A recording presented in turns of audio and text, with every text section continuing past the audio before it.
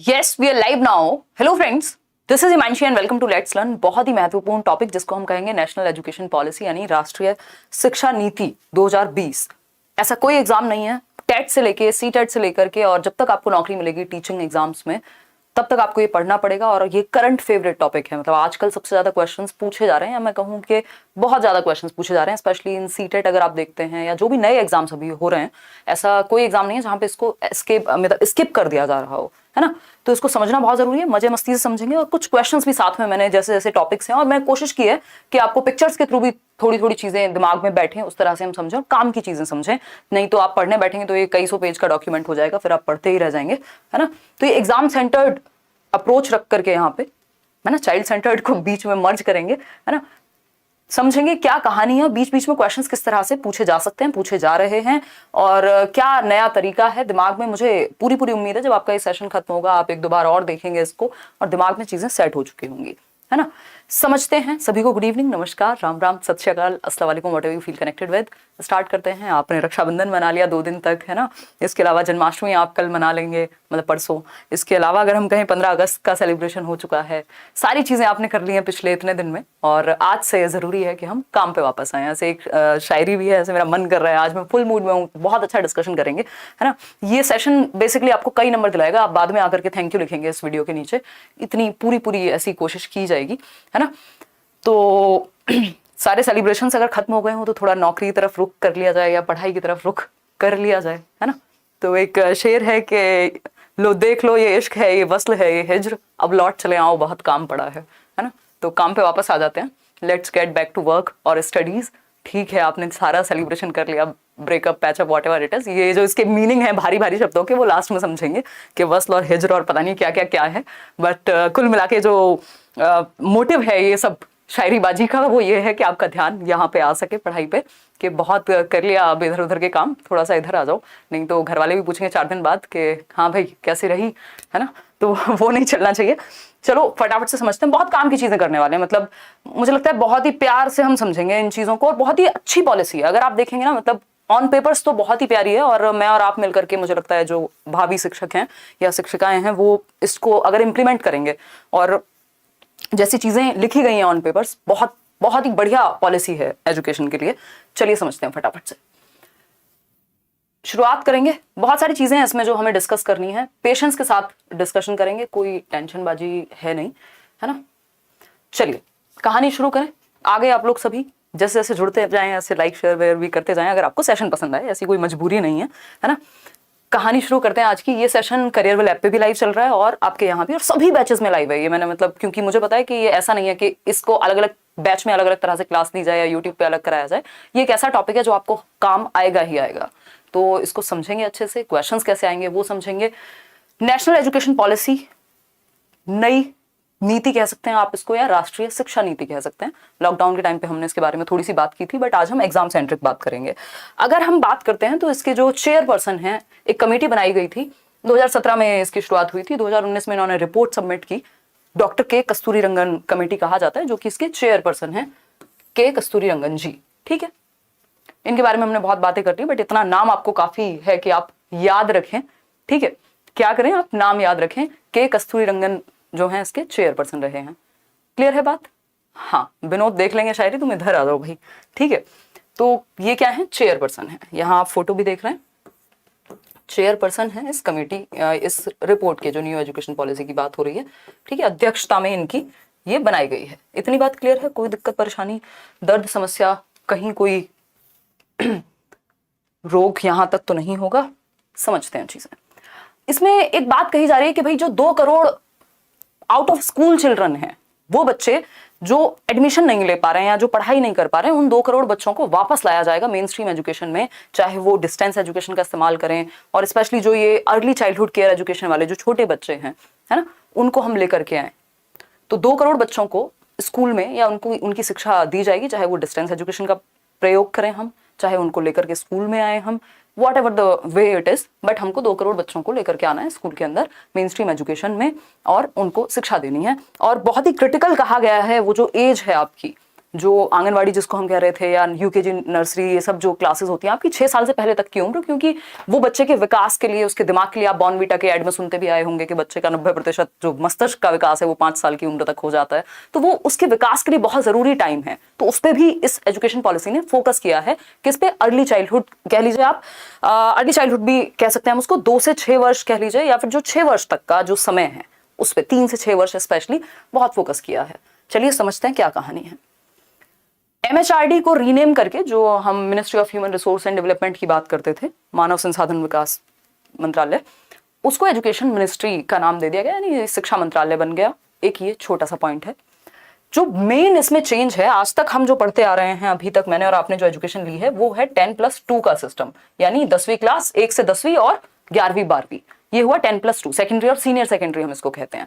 इस पॉलिसी में एक नए स्ट्रक्चर की बात की गई है, वो है 5+3+3+4, यानी 4 लेवल्स हो गए 2 की जगह। इस 10+2 के बाद +3 हो जाता है, ग्रेजुएशन आपका 3 साल का।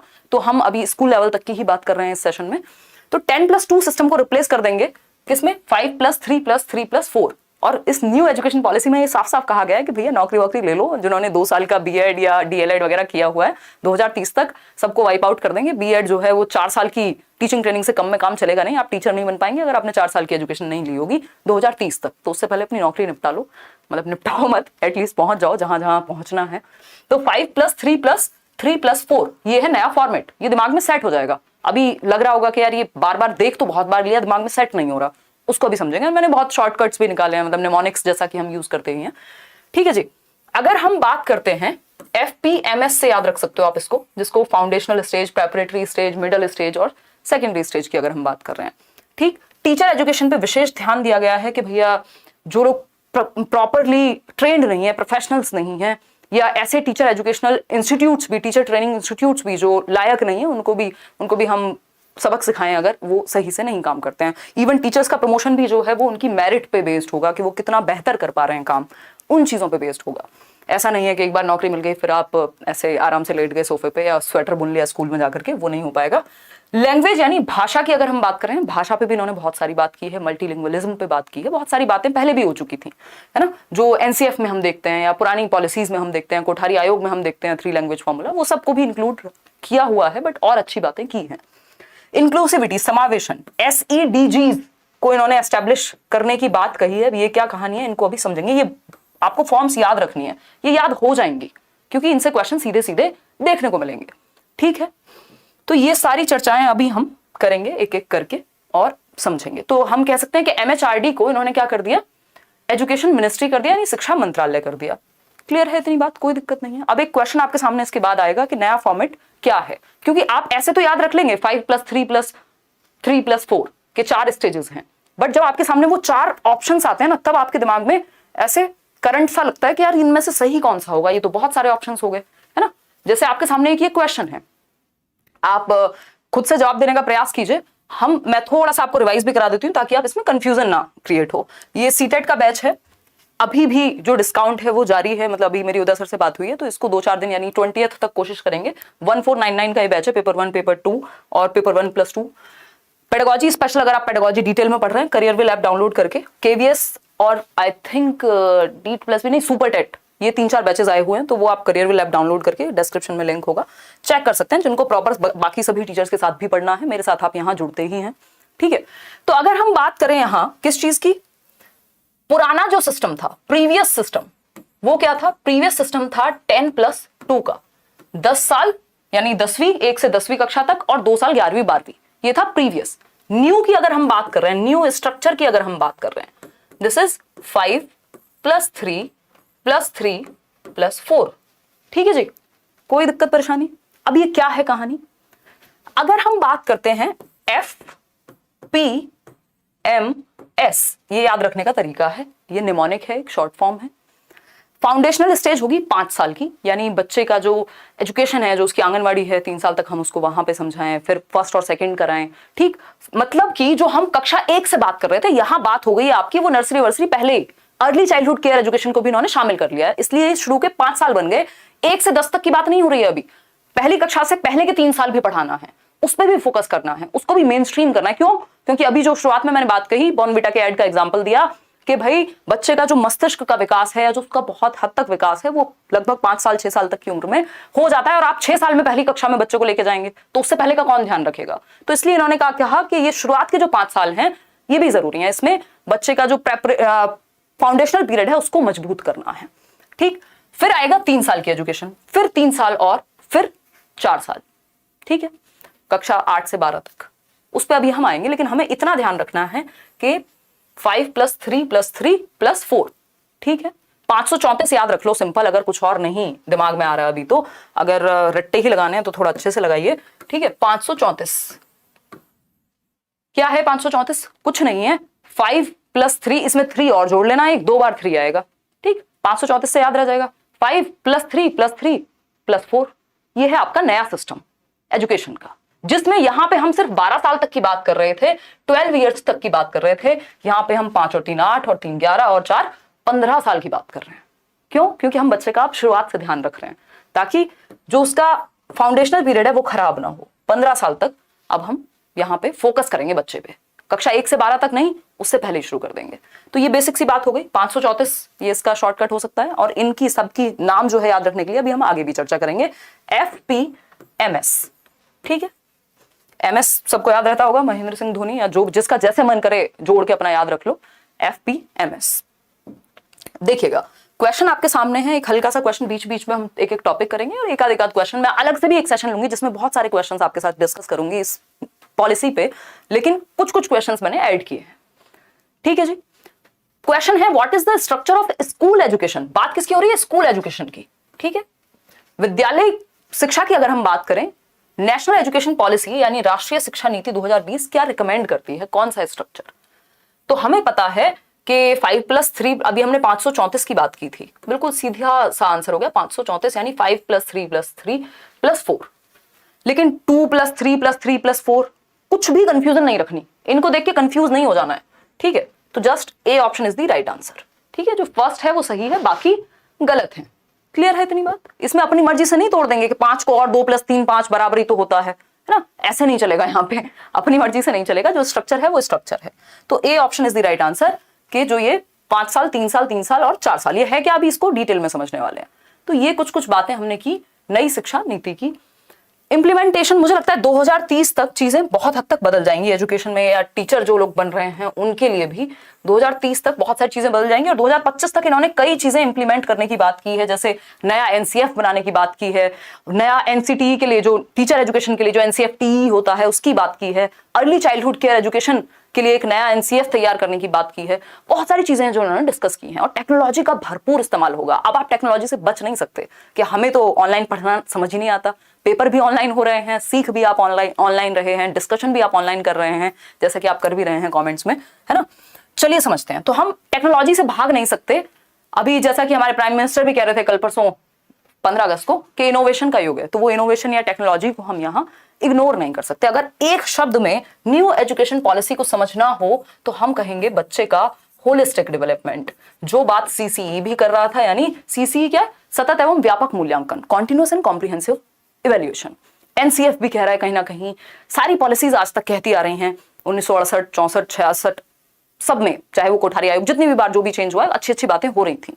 तो कुल मिलाकर के होलिस्टिक डेवलपमेंट, होलिस्टिक बोले तो होल मतलब वो वाला होल, WHO वाला, सर्वांगीण विकास। सर्वांगीण विकास कैसे होगा? सिर्फ पेन पेपर, सिर्फ दिमाग का विकास करके नहीं। विकास के 4 पक्ष हैं जो हम जनरली पढ़ते हैं डेवलपमेंट में, चीजें जोड़ना भी सीखना है हमें, रट्टे नहीं लगाने।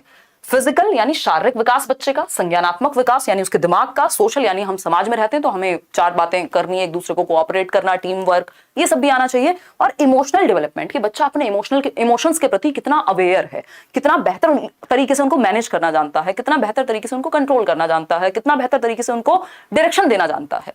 तो कुल मिलाकर के हम बच्चे के सर्वांगीण विकास की बात कर रहे हैं, है ना, यानी कि लगभग सभी एस्पेक्ट्स में डेवलपमेंट। होलिस्टिक मतलब इन ऑल एस्पेक्ट्स, सभी पक्षों में विकास बेहतर तरीके से हो पाए बच्चे का। भाई शिक्षा का मतलब ये थोड़ी हमें डिग्री दिला करके और नौकरी दिला देनी है सिर्फ, ये तो हम बिल्कुल सबसे तुच्छ स्तर की बात हम करते हैं, क्योंकि अब जो भी हमारी हिस्ट्री रही है कि हम सिक्योरिटी चेज कर रहे हैं, व्हाटएवर इट इज।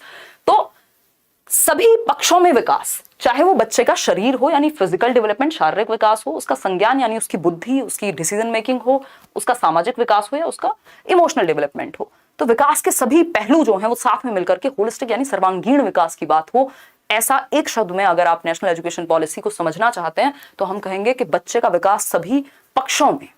क्लियर है इतनी बात? कोई दिक्कत परेशानी दर्द समस्या यहां तक हो तो मुझे बता दीजिए, अगर है तो फिर क्या, फिर हम यहीं पे अटके रहेंगे, आराम से बातें करेंगे 2-4 मिनट और फिर आगे बढ़ेंगे। तो हमने बहुत ही प्यारी प्यारी सी 2-3 बातें की हैं कि के कस्तूरीरंगन की अध्यक्षता में इसकी पूरी बुनियाद रखी गई, चीजें बनी और इसमें नया फॉर्मेट लाया गया है। 2 करोड़ स्कूल के बाहर जो बच्चे हैं उनको हम सिखाएं, जो छोटे बच्चे हैं उनका हम ध्यान रख पाए। छोटे मीन्स अर्ली चाइल्डहुड वाले, यानी 3 से 6 वर्ष की उम्र के बच्चों का हम ख्याल रखें, ठीक है, उनको भी शिक्षा में शामिल करें, उनको भी स्कूली एजुकेशन में शामिल करें। अब आप ये डायग्राम्स हमारे यहाँ से शुरू होते हैं, कई सारे डायग्राम हैं जो आपके दिमाग में चीजें बिठाने में आसानी करेंगे। और ये जो पीडीएफ है आपको करियरविल ऐप के नोट सेक्शन में सभी के लिए फ्री होगा, है ना। वैसे डेमो लेक्चर के रूप में भी है और यूट्यूब पे भी, जो लोग है ही नहीं करियरविल पे या जाना भी नहीं चाहते हैं तो उस केस में टेलीग्राम पे भी हम अपलोड करा देंगे, कोई दिक्कत वाली बात नहीं है, ठीक है। ऐसी कभी पार्शियलिटी कुछ हुई नहीं है। देखिए अगर हम बात करें, बट बहुत ही प्यारा सा ऐप है, आप जाकर के चेक कर सकते हैं। देखिए अगर हम बात करते हैं, हाँ एफपीएमएस, बिल्कुल बिल्कुल, अगर हम बात करें करिकुलर एंड पेडागोजिकल स्ट्रक्चर में क्या ट्रांसफॉर्मेशन हुआ है तो ये एग्जिस्टिंग एकेडमिक स्ट्रक्चर है। इंग्लिश को देख के डरना नहीं है, सारी बातें हिंदी में ही होंगी, ठीक है। तो ये एग्जिस्टिंग एकेडमिक स्ट्रक्चर क्या था, मतलब जो चल रहा है या जो अब तक चलता आया है, विच इज 10 ईयर्स, यानी कि 10 साल, 6 से 16 वर्ष तक। 6 वर्ष की उम्र में पहली कक्षा में बच्चा जाएगा और 16 वर्ष तक अपना निपटा लेगा जो भी उसको पढ़ाई लिखाई करनी है 12वीं तक, ठीक। और फिर अगर मतलब 10वीं तक, फिर उसके बाद 2 साल हैं आपके 16 से 18 वर्ष किसके, 11वीं 12वीं के। तो हम कहेंगे ये नीचे वाला गायब था, ठीक है, आप आंगनवाड़ी में भेज रहे हो बट उतना वो सीरियस नहीं है, उसको स्कूल एजुकेशन में उस हद तक हम शामिल नहीं कर रहे, तो ये ब्लैंक था, इस ब्लैंक को भर दिया है अब नए सिस्टम ने, ठीक है। तो ये 10 साल की एजुकेशन, 6 से 16 वर्ष, यानी 6 वर्ष में बच्चा पहली कक्षा में जाएगा, फिर साथ में दूसरी में, फिर 16 तक जाते जाते वो 10वीं कक्षा में पहुंच जाएगा। 2 साल की जो ये एजुकेशन है 11th-12th की, 16 से 18 वर्ष, 10+2 का सिंपल सिस्टम है, कोई इसमें बहुत बड़ा रॉकेट साइंस नहीं है, +2, ठीक, ये है एग्जिस्टिंग सिस्टम, कोई दिक्कत नहीं है। ये जो न्यू एकेडमिक स्ट्रक्चर है जिसकी अभी हम बात कर रहे थे 5+3+3+4 की, तो हम कह सकते हैं कि ये 5 साल हैं शुरुआत के, ये 5 साल हैं। इनको अगर हम ब्रेक करके देखें तो इन्होंने कहा है कि शुरू के जो 3 साल हैं वो आंगनवाड़ी या फिर बाल वाटिका टाइप होने चाहिए। 3 से 6 वर्ष की उम्र में बच्चा अपना आंगनवाड़ी में पढ़े या थोड़ा सा अपना खेले कूदे, अपने सेंसेस को वो और बेहतर बनाए, है ना। और कक्षा 1-2 में जाकर के हम उसकी थोड़ा लैंग्वेज वगैरह पे पकड़ पे फोकस करें कि थोड़ा बहुत वो भाषा सीख पाए, ठीक, 6 से 8 वर्ष की उम्र में। तो ये शुरुआत के 5 साल हो गए जिसको हम फाउंडेशनल स्टेज कह रहे हैं, यानी multi level play activity based learning, यानी शुरू के 5 साल में खेल कूद में ही वो सीख जाए, इस तरह से हम सिखाएं, ठीक। फिर आते हैं 3 साल, 5+3 वाला जो है, कोई बात नहीं अगर नहीं भी दिख रहा हो दूर से तो काम चला लेना, अभी आगे आएंगे। तो 3 साल जो है ये कक्षा 3 से 5 वर्ष का समय है, ठीक है, कक्षा 3 से 5 वर्ष का समय है, 8 से 11 वर्ष का बच्चा होगा। ये जो 3 से 5 वर्ष का समय है, इस पे बहुत ज्यादा इन्होंने जोर दिया है कि बच्चे के अंदर बेसिक न्यूमरेसी स्किल्स आ चुकी हों, यानी वो बेसिक थोड़ी बहुत संख्या को जान पाए, थोड़ी बहुत भाषा को जान पाए, बेसिक न्यूमरेसी उसमें आ जाए, ठीक। तो खेले कूदे, activity based interactive classroom learning हो। फिर हम आते हैं और बचे हुए 3 साल जो ऊपर वाले हैं, क्लास 6 to 8, ठीक है, 11 से 14 वर्ष, मिडिल स्टेज जिसको कह रहे हैं। यहाँ पे एक्सपीरियंशियल लर्निंग, मैथमेटिक्स, आर्ट्स, इन सब चीजों पे फोकस होना चाहिए। फिर सेकेंडरी स्टेज आती है जिसको हम मल्टी डिसिप्लिनरी यानी बहुत सारे डिसिप्लिन्स को, बहुत सारे सब्जेक्ट्स को आपस में जोड़ करके सिखाएं। कोई रिजिड सेपरेशन ना हो कि हम साइंस अलग पढ़ा रहे हैं, मैथ्स अलग, आर्ट्स अलग पढ़ा रहे हैं, कॉमर्स अलग पढ़ा रहे हैं, रिजिड सेपरेशन नहीं होगा स्ट्रीम्स के बीच में। बच्चे का मन करेगा, पूल ऑफ सब्जेक्ट्स हैं, आपका मन क्या सब्जेक्ट का कॉम्बिनेशन है, आपका मन क्या, आप चलो कॉमर्स के साथ साथ मान लीजिए बिजनेस स्टडीज है, अकाउंटेंसी है, आपका मन कर रहा है उसके साथ आप फिजिक्स भी पढ़ेंगे, तो इस तरह का भी प्रावधान होगा कि बच्चा अपनी पसंद के सब्जेक्ट चूज करके पढ़ सके। ऐसा नहीं है कि मान लीजिए मुझे मैथ्स पढ़ना है तो उसके लिए अब मुझे या तो साइंस ही लेनी पड़ेगी, है ना, वो वाला सिस्टम नहीं होना चाहिए। क्लियर है बात? तो ये क्या है, FPMS, फाउंडेशनल स्टेज, जिसमें आप एक्टिविटी कराएंगे। ये शुरुआत के 5 साल है, यानी शुरुआत के 5 साल मतलब 3 साल। 3 साल तक तो आप घर पे रखिए बच्चे को, 3 साल से आप उसको आंगनवाड़ी में भेज रहे हैं या फिर प्लेवे में भेज रहे हैं, और वहां पे जाकर के वो 3 से जो उम्र है आपकी 6 वर्ष तक की, वहां पे यानी शुरुआत के 3 साल उसके फाउंडेशन के हैं। फिर उसके बाद के भी जो 2 साल है वो भी फाउंडेशन में ही काउंट हो रहे हैं, लेकिन वो फर्स्ट और सेकंड क्लास में बेसिक एक्टिविटीज सीख जाएगा। ठीक, ये एक बार आप खुद भी रीडिंग देंगे और इस पे हम अभी और भी चर्चा करेंगे। क्लियर है बात? तो न्यू एकेडमिक स्ट्रक्चर कहता है FPMS, यानी शुरुआत के जो 5 साल हैं ये फाउंडेशनल, फिर प्रेपरेटरी, मिडिल स्कूल, और ये मिडिल स्कूल वही है जो 6th क्लास से ही आपका जो बच्चा है वो इंटर्नशिप्स करने लगे, कोडिंग वगैरह सीखने लगे, या फिर अगर हम बात कर रहे हैं तो वोकेशनल एजुकेशन, कि किसी को ड्राइंग, पेंटिंग, म्यूजिक, योगा, इन सब में भी इंटरेस्ट है तो बच्चा वो भी तो एक्सप्लोर करे। ऐसा ना हो डिग्री हमारे हाथ में PhD की आ गई और फॉर्म भर रहे हैं हम अभी भी स्कूल में पियोन बनने का, वो स्थिति नहीं होनी चाहिए, है ना। थोड़े कटु वाक्य हैं बट ऐसा होता है, हम देख रहे हैं अपने आसपास, तो वो चीज ना हो, बच्चा स्किल्ड हो, है ना। तो वो एक चीज हुई। फिर जो ये 9th to 12th का टाइम है, यहाँ पे फ्लेक्सिबिलिटी होनी चाहिए, बच्चे की critical thinking, 21st century skills की बात कर रहे हैं, 21वीं शताब्दी के कौशल बच्चे में हो, वो क्या है? वो है CDP। अभी आएंगे उस पर भी। चलिए समझते हैं, एक एक करके समझेंगे। डरना नहीं है किसी भी चीज को देख करके, इतनी रामायण लिखी हुई है, इसको देख करके परेशान नहीं होना। देखिए, रामायण से मेरा मतलब है बहुत बड़ा सा ग्रंथ, ठीक, कई लोग दिल पे ले जाते हैं। अगर हम बात करें यहाँ पे तो 360 डिग्री असेसमेंट की बात की है इन्होंने, 360 डिग्री असेसमेंट होना चाहिए, यानी जो आकलन हो वो 360 डिग्री में हो। इस पे भी बाद में आएंगे, पहले हम पढ़ेंगे इससे भी पहले अपनी 21st सेंचुरी स्किल्स कौन सी हैं जिनको सिखाने की बात की जा रही है ना। ये परख पे भी आएंगे बाद में, पहले 21st सेंचुरी स्किल्स की बात करेंगे। 21st सेंचुरी स्किल्स की बात हो रही है, 21वीं शताब्दी के कौशल क्या हो सकते हैं? वो 21वीं शताब्दी के कौशल, 21वीं शताब्दी के कौशल हैं critical thinking, innovation, leadership, communication, cooperation. यानी हम जब बात कर रहे हैं 21st सेंचुरी स्किल्स की, यानी 21वीं शताब्दी 21st सेंचुरी स्किल्स, भाई समय बदल गया, चीजें बदल गई। आज से 20 साल पहले मैं और आप शायद नहीं सोच सकते थे कि हम लोग देश के अलग अलग कोने से इतनी रात को, रात के 10 बजे, कोई किसी और स्टेट से देख रहा है, कोई कर्नाटका से देख रहा होगा, कोई बिहार से देख रहा होगा, कोई यूपी से, कोई दिल्ली से, कोई कश्मीर से भी देख रहा होगा, है ना। तो आप लोग इतने सारे लर्नर्स, हम लोग 6-7 हजार लोग रात को ऐसे ही हैं वहीं एक दिन उठ करके इतने दिनों बाद, और ऐसे रात को फोन में सीख रहे होंगे। ये शायद अब से 20 साल पहले हम नहीं सोच पाते थे, या जब मैं छोटी थी तब हम टीवी देख के काम चला लेते थे, ठीक। तो अगर हम कहें तो 21वीं शताब्दी है तो चेंज है, टेक्नोलॉजी का बहुत बड़ा प्रयोग है। तो 21वीं शताब्दी की जो कौशल हैं, मेनली आप मेजरली CDP से याद रखोगे, जैसे चाइल्ड डेवलपमेंट एंड पेडागोजी से याद रखते हो ना, बाल विकास एवं शिक्षा शास्त्र। तो उसी तरह से क्रिटिकल थिंकिंग बहुत महत्वपूर्ण है, पेपर में सीधे सीधे क्वेश्चन आ रहा है।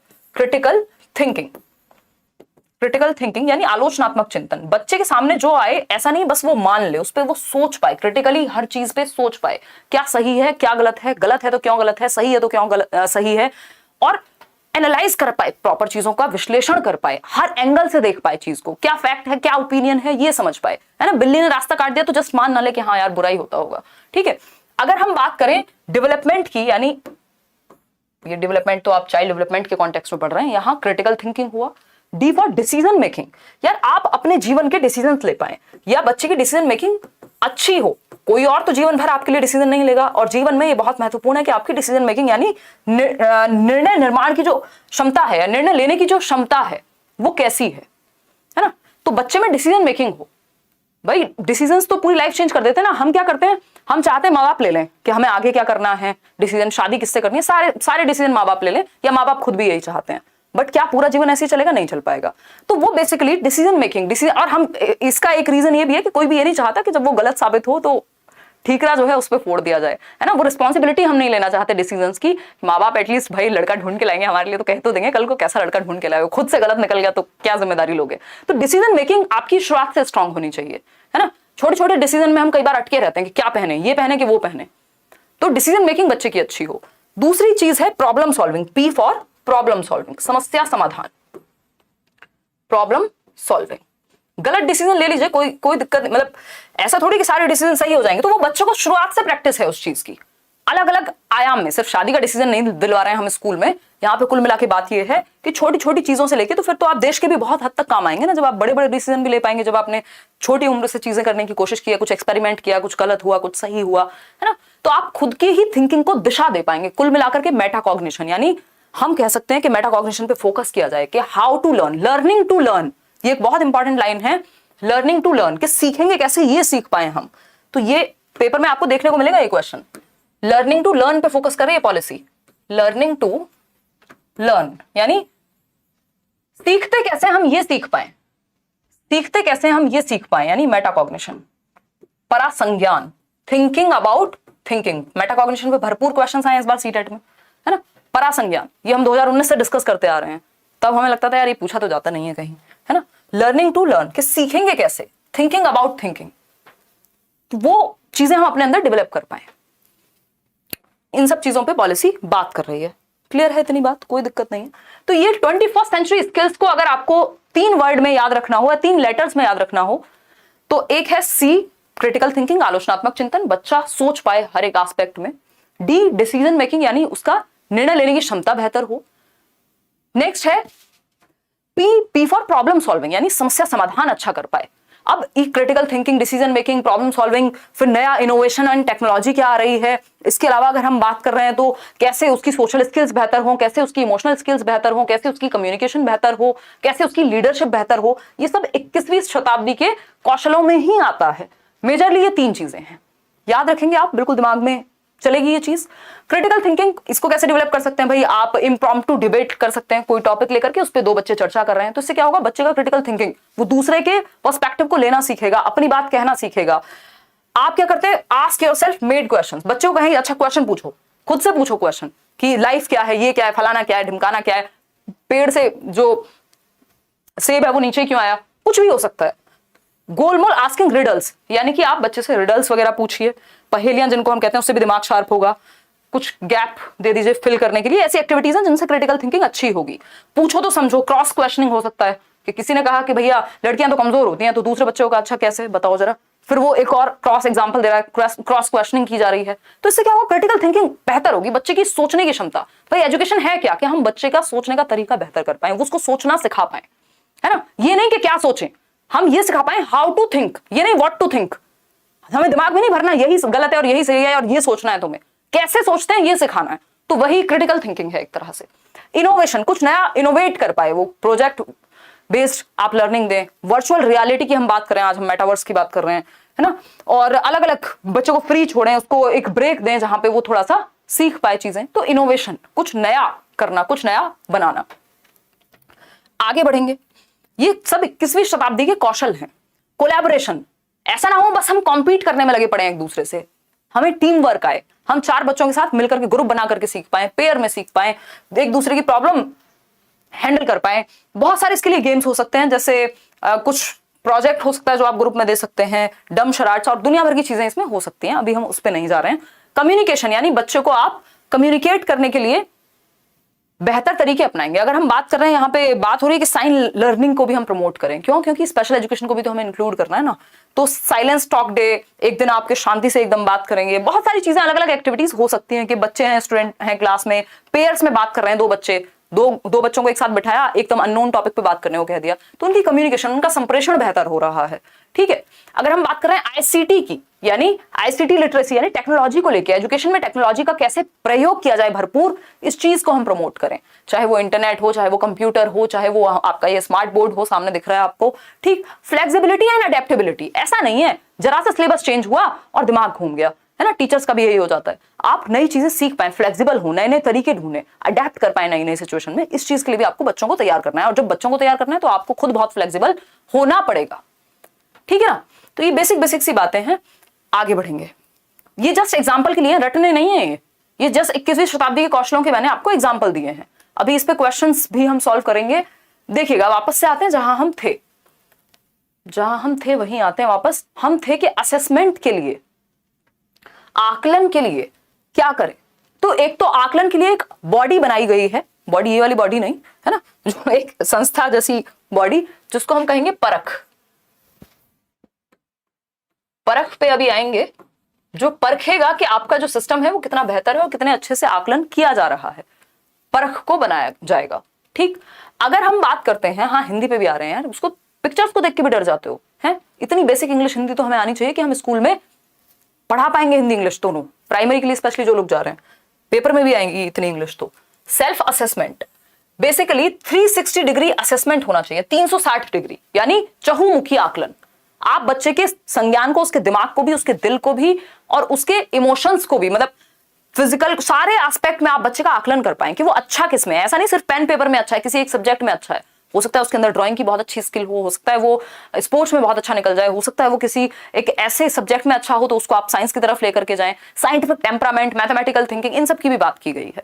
तो ये 360 डिग्री असेसमेंट यानी कि सभी एस्पेक्ट में होलिस्टिक असेसमेंट, सर्वांगीण रूप से हम बच्चों को परख पाए, ठीक, इसके लिए परख बनाया जाएगा। परख क्या है अभी आएंगे।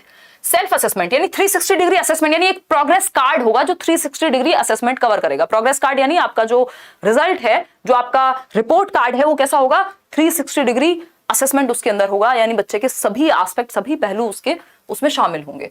सेल्फ असेसमेंट को हम स्व आकलन कहते हैं, यानी बच्चा खुद से, जो उसको कोई काम दिया गया है तो वो खुद से आकलन कर पाए कि कितना बेहतर किया है उसने, वो खुद को खुद से नंबर दे पाए। कि मान लीजिए आपने खुद से बैठ करके मॉक टेस्ट अटेम्प्ट किया और आपने खुद ही देखा कि यार ये वाला क्वेश्चन इतना सही है, यहाँ पे ये गलती है, आप खुद का आकलन कर पा रहे हैं, खुद को ही आप देख रहे हैं, खुद में ही कमियां निकाल पा रहे हैं, आप अपने ही काम को बेहतर कर पाएंगे। तो बच्चा एक तो सेल्फ असेसमेंट करे, 360 डिग्री में ये चीज आ जाएगी।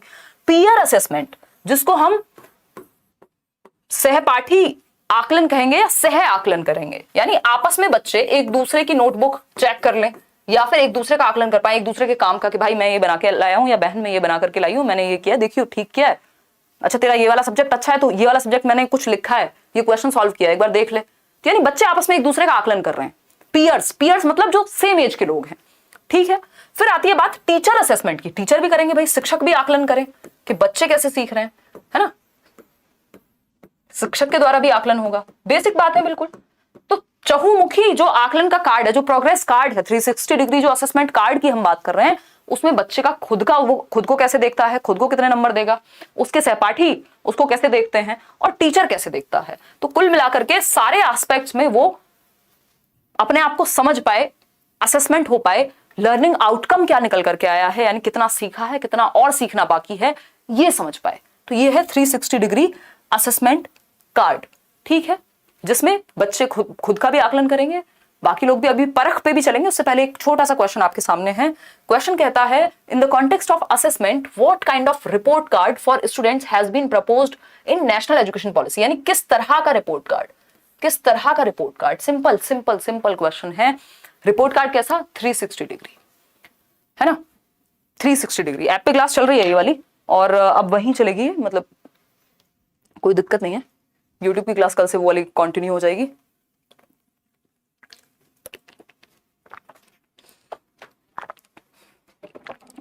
अभी लास्ट में हमें तो शेयर का मतलब भी तो समझना है ना। देखो एक बार पहले हम ये चैप्टर कंप्लीट करेंगे, फिर वस्ल और हिज्र का मतलब समझेंगे। मजाक कर रही हूँ यार, हिंदी में भी बता दो, हिंदी में लिखा हुआ है सरकार, अभी करेंगे, डिस्कशन करेंगे, कोई दिक्कत नहीं है, हिंदी में बता देंगे। मैं और ध्यान रखूंगी कि दोनों ही भाषाओं का प्रयोग किया जाए भरपूर। देखिए अगर हम बात करें रिपोर्ट कार्ड की, तो आप लोग कह रहे हैं बी ऑप्शन या 360 डिग्री। चलिए समझते हैं। Report cards specifying relative information of the students in comparison to others, दूसरों के कंपैरिजन में नहीं, बच्चे के खुद के कंपैरिजन में, ठीक है। फिर क्या है, report cards of students performance in paper pencil test, नहीं सिर्फ पेपर पेंसिल नहीं, 360 degree multi dimensional report card, जिसमें बच्चे के सभी आयाम आ जाएं कि वो खेलने कूदने में कैसा है, वो गाने में कैसा है, उसका जो भी उसके अंदर क्षमताएं हैं। समेटिव नहीं, फॉर्मेटिव होना चाहिए आकलन का जो तरीका है, यानी रचनात्मक मूल्यांकन की हम बात करें, ना कि, तो हम ये कह सकते हैं कि एक शिफ्ट, एक तो रिजिडिटी से जो आपका आकलन है वो रिजिड ना होकर के फ्लेक्सिबल हो, जो असेसमेंट है वो फ्लेक्सिबल होना चाहिए, ठीक है। क्या है, रिजिड यानी जटिल या बिल्कुल कठोर ना होकर के कि थोड़ा बहुत भी चेंज का उसमें मौका ही नहीं है, फ्लेक्सिबिलिटी होनी चाहिए, ठीक। लचीला कहा जाता है ना कि भाई जो झुकते नहीं है, या तो मतलब ये कहें टाइम के साथ जो बदलते नहीं है वो खत्म हो जाते हैं, मतलब हमें फ्लेक्सिबल होना बहुत जरूरी है, लचीला होना बहुत जरूरी है, ऐसा ही आपका रिपोर्ट कार्ड होना चाहिए, ठीक है। 360 डिग्री असेसमेंट आपका हो पाए। समेटिव यानी एसए टू एफए, शिफ्ट कहां होना है, एसए टू एफए। एफए होता है रचनात्मक आकलन, जिसमें बच्चे की एक्टिविटीज इंप्रूवमेंट क्या होना है, कैसे वो सीख रहा है, ये सब चीजें। ऐसे में पेन पेपर टेस्ट होता है ज्यादातर, पेन पेपर टेस्ट, तो ये पेन पेपर या सिर्फ जजमेंट के लिए किया जाता है, ऐसे जो है वो जजमेंट के लिए किया जाता है। तो आपको ऐसे से शिफ्ट करके ज्यादातर चीजें धीरे धीरे एफए की तरफ लेकर के जानी है, यानी रचनात्मक आकलन, यानी कि ये इंप्रूवमेंट के लिए होगा। किसके लिए होगा, इंप्रूवमेंट के लिए होगा, कि और बेहतर कैसे कर सकता है बच्चा। आप टेस्ट इसलिए ले रहे हैं कि और इंप्रूवमेंट का स्कोप कहां है। जैसे आपकी क्लास में भी होता होगा ना एसए और एफए, जैसे हाफ ईयरली एग्जाम्स को या टर्म 1 को हम क्या कहते थे, एसए कहते हैं, हाफ ईयरली और ईयरली को। एफए क्या है, एफए 1 एफए 2 जो आपके फॉर्मेटिव टेस्ट होते हैं वो इंप्रूवमेंट के लिए होते हैं, ठीक है, इतनी बात क्लियर है? कोई दर्द परेशानी समस्या कुछ है तो बता दीजिए। हेलो मैम, आपके कारण मेरा सीटेट 2021 में क्लियर हो गया, असम टेट भी क्लियर हो गया, अब मेरा अपर प्राइमरी स्कूल में जॉब हुआ है। बहुत बढ़िया साहिब बिजॉय, अच्छा अनुराग आपका, ठीक है। एक काम कीजिए, मेल कर दीजिए, अगर हमें फुर्सत होगी तो बिल्कुल बैठ के आपके साथ चर्चा करेंगे। ईमेल आईडी himanshi.edu10@gmail.com, या इस वीडियो के नीचे एक गूगल फॉर्म होगा, वो फिल कर सकते हैं जिन भी लोगों ने कहीं पे भी जॉब ली है। तो हम डिस्कशन आजकल कर रहे हैं। तो 360 degree multi dimensional report card होना चाहिए, यानी अलग अलग आयामों में आप बच्चे को जांच पाए। अब बात कर रहे हैं हम कि एक मिनिस्ट्री ऑफ एजुकेशन जो MHRD को परिवर्तित किया गया है, ये बात हम ध्यान रखेंगे। एक तो आप बच्चों को 21वीं शताब्दी के कौशल तैयार करें, क्योंकि 21वीं शताब्दी में बच्चे अगर सीख रहे हैं जिनको हम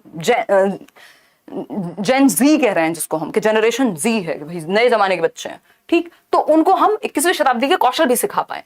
एग्जामिनेशन एंड असेसमेंट रिफॉर्म्स होने चाहिए, परिवर्तन होना चाहिए, डरे ना बच्चे। परख एक ऐसी बॉडी है जो ये देखेगी कि एग्जामिनेशन कैसे लिए जा रहे हैं, कैसे बेहतर हो सकते हैं। इस परख की ही हम बात कर रहे थे। P for performance, A for assessment, R for review, A for analysis, K for knowledge, H for holistic development. तो ये परख में जो आपके 3 और 3 6 लेटर हैं, इनका अपना अपना एक मतलब है। P for performance, A for assessment, R for review, A for analysis, K for knowledge, H for holistic development. ठीक है, तो इसकी फुल फॉर्म आपको आनी चाहिए, एक नंबर में कहीं पे भी पूछी जा सकती है। क्लियर है इतनी बात? कोई भी दिक्कत नहीं है यार, ये हिंदी में भी ऐसे ही रहेगा। परफॉर्मेंस को परफॉर्मेंस ही कहोगे ना, परख की फुल फॉर्म तो यही रहेगी, performance assessment review analysis of knowledge and holistic development, ये है परख की फुल फॉर्म। चले आगे बढ़े।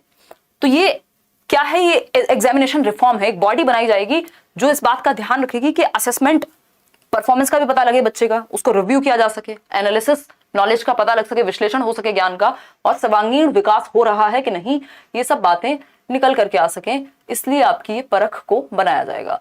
एक और चीज है जिसको हम कह रहे हैं होलिस्टिक प्रोग्रेस कार्ड। ये इसको 360 कार्ड को, 360 डिग्री असेसमेंट को, इस प्रोग्रेस कार्ड को आप क्या कह सकते हैं? होलिस्टिक प्रोग्रेस कार्ड भी कह सकते हैं, है ना। एक ऐसा कार्ड जिसमें आपके सभी आयामों का आकलन हो सके, मतलब हम बच्चे को मूल्यांकन उसका कर पाए, इवैल्यूएट कर पाए, उसका कॉग्निटिव यानी संज्ञान, उसका अफेक्टिव यानी इमोशंस और साइकोमोटर डोमेन्स। इसकी बात BS ब्लूम करते हैं अपनी ब्लूम्स टैक्सोनॉमी में, है ना। देखो, चाइल्ड डेवलपमेंट से अलग नहीं बन सकती कोई भी पॉलिसी, बच्चे के विकास को ध्यान में रखे बनाई जाएगी। तो आपका जरूरी है कि वो जो चाइल्ड डेवलपमेंट के चैप्टर्स हम जमानों से पढ़ते आ रहे हैं उनको आप ठीक से समझें, तभी आप चीजें कनेक्ट कर पाएंगे। ठीक है, तो अगर हम इसको कैप से याद रखते हैं, सर पे लगाने वाली टोपी से, कि जो बच्चे का आकलन है वो सभी डोमेन्स में हो सके। ये सभी डोमेन कौन से? 3 डोमेन है बस majorly. CAP cap, CAP cap Hindi में भी समझेंगे, डोंट वरी। कॉग्निटिव यानी संज्ञानात्मक, बच्चे का दिमाग, पेन पेपर टेस्ट, जो भी सब्जेक्ट्स हैं उसके एकेडमिक्स है, संज्ञानात्मक पक्ष को भी आप आकलन कर पाए। अफेक्टिव होता है इमोशंस से जुड़ा हुआ, बच्चे की भावनाएं भी सब्जेक्ट के साथ, टीचर के साथ जुड़ी हुई हो, अफेक्टिव डोमेन। साइकोमोटर होता है उसका फिजिकल, मोटर जहां आ गया मतलब फिजिकल एक्टिविटी की बात हो रही है, गत्यात्मक कौशल कहते हैं इसको। तो इन तीनों का ही हम समावेशन कर पाए जब हम आकलन की बात करें, है ना। तीनों ही पक्ष में हम बच्चे को इवैल्यूएट कर पाए, क्या कर पाए? बच्चे का जो असेसमेंट है वो तीनों ही पक्ष में हो पाए। इसी को हम प्रोग्रेस कार्ड, यही तो है 360 डिग्री। 360 डिग्री और क्या है? होलिस्टिक कार्ड और क्या है? यही है जो BS ब्लूम अपनी टैक्सोनॉमी में कहते हैं, जो ब्लूम का वर्गीकरण है कि संज्ञानात्मक पक्ष बच्चे के दिमाग से संबंधित जो भी सब्जेक्ट्स हैं, चाहे वो मैथ्स है, साइंस है ना, तो हम बच्चे का दिमाग भी समझ पाए, उसका उस तरह से भी आकलन कर पाए। अफेक्टिव यानी संवेगात्मक, बच्चे के इमोशन से जोड़ पाए लर्निंग को, है ना। अभी हमने शुरुआत में एक शायरी की, बहुत ही सस्ती शायरी, अच्छी भी कह सकते हो, वैसे तारीफ कर सकते हो, कोई दिक्कत नहीं।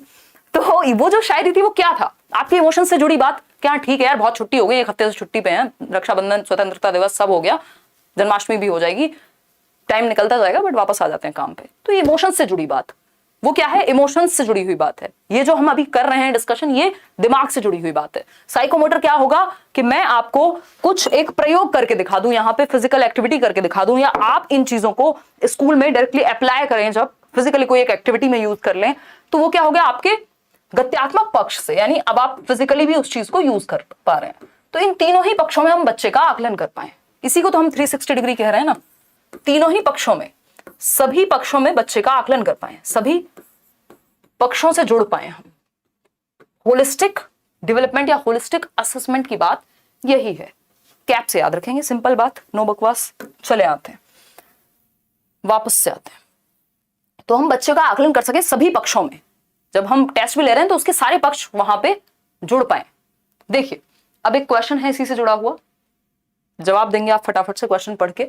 What should be the holistic 360 degree multi-dimensional progress card proposed in the National Education Policy 2020 reflect? यानी राष्ट्रीय शिक्षा नीति 2020 में प्रस्तावित समग्र 360 डिग्री बहुआयामी उन्नति पत्र को क्या दर्शाना चाहिए, या उसके थ्रू हम क्या अचीव करने की कोशिश कर रहे हैं, बताइएगा फटाफट से।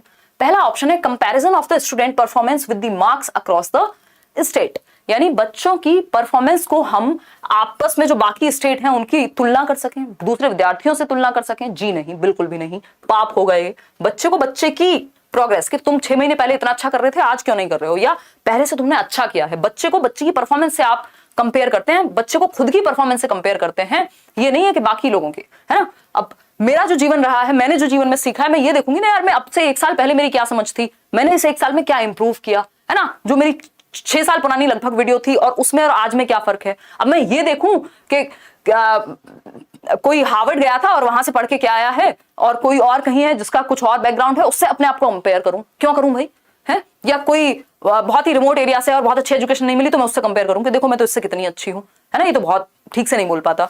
तो ये बेवकूफी होगी। हमें अपनी ही जो भी परफॉर्मेंस है या जो भी हमारी प्रोग्रेस है उससे कंपेयर करना है, दूसरों से नहीं, ठीक है।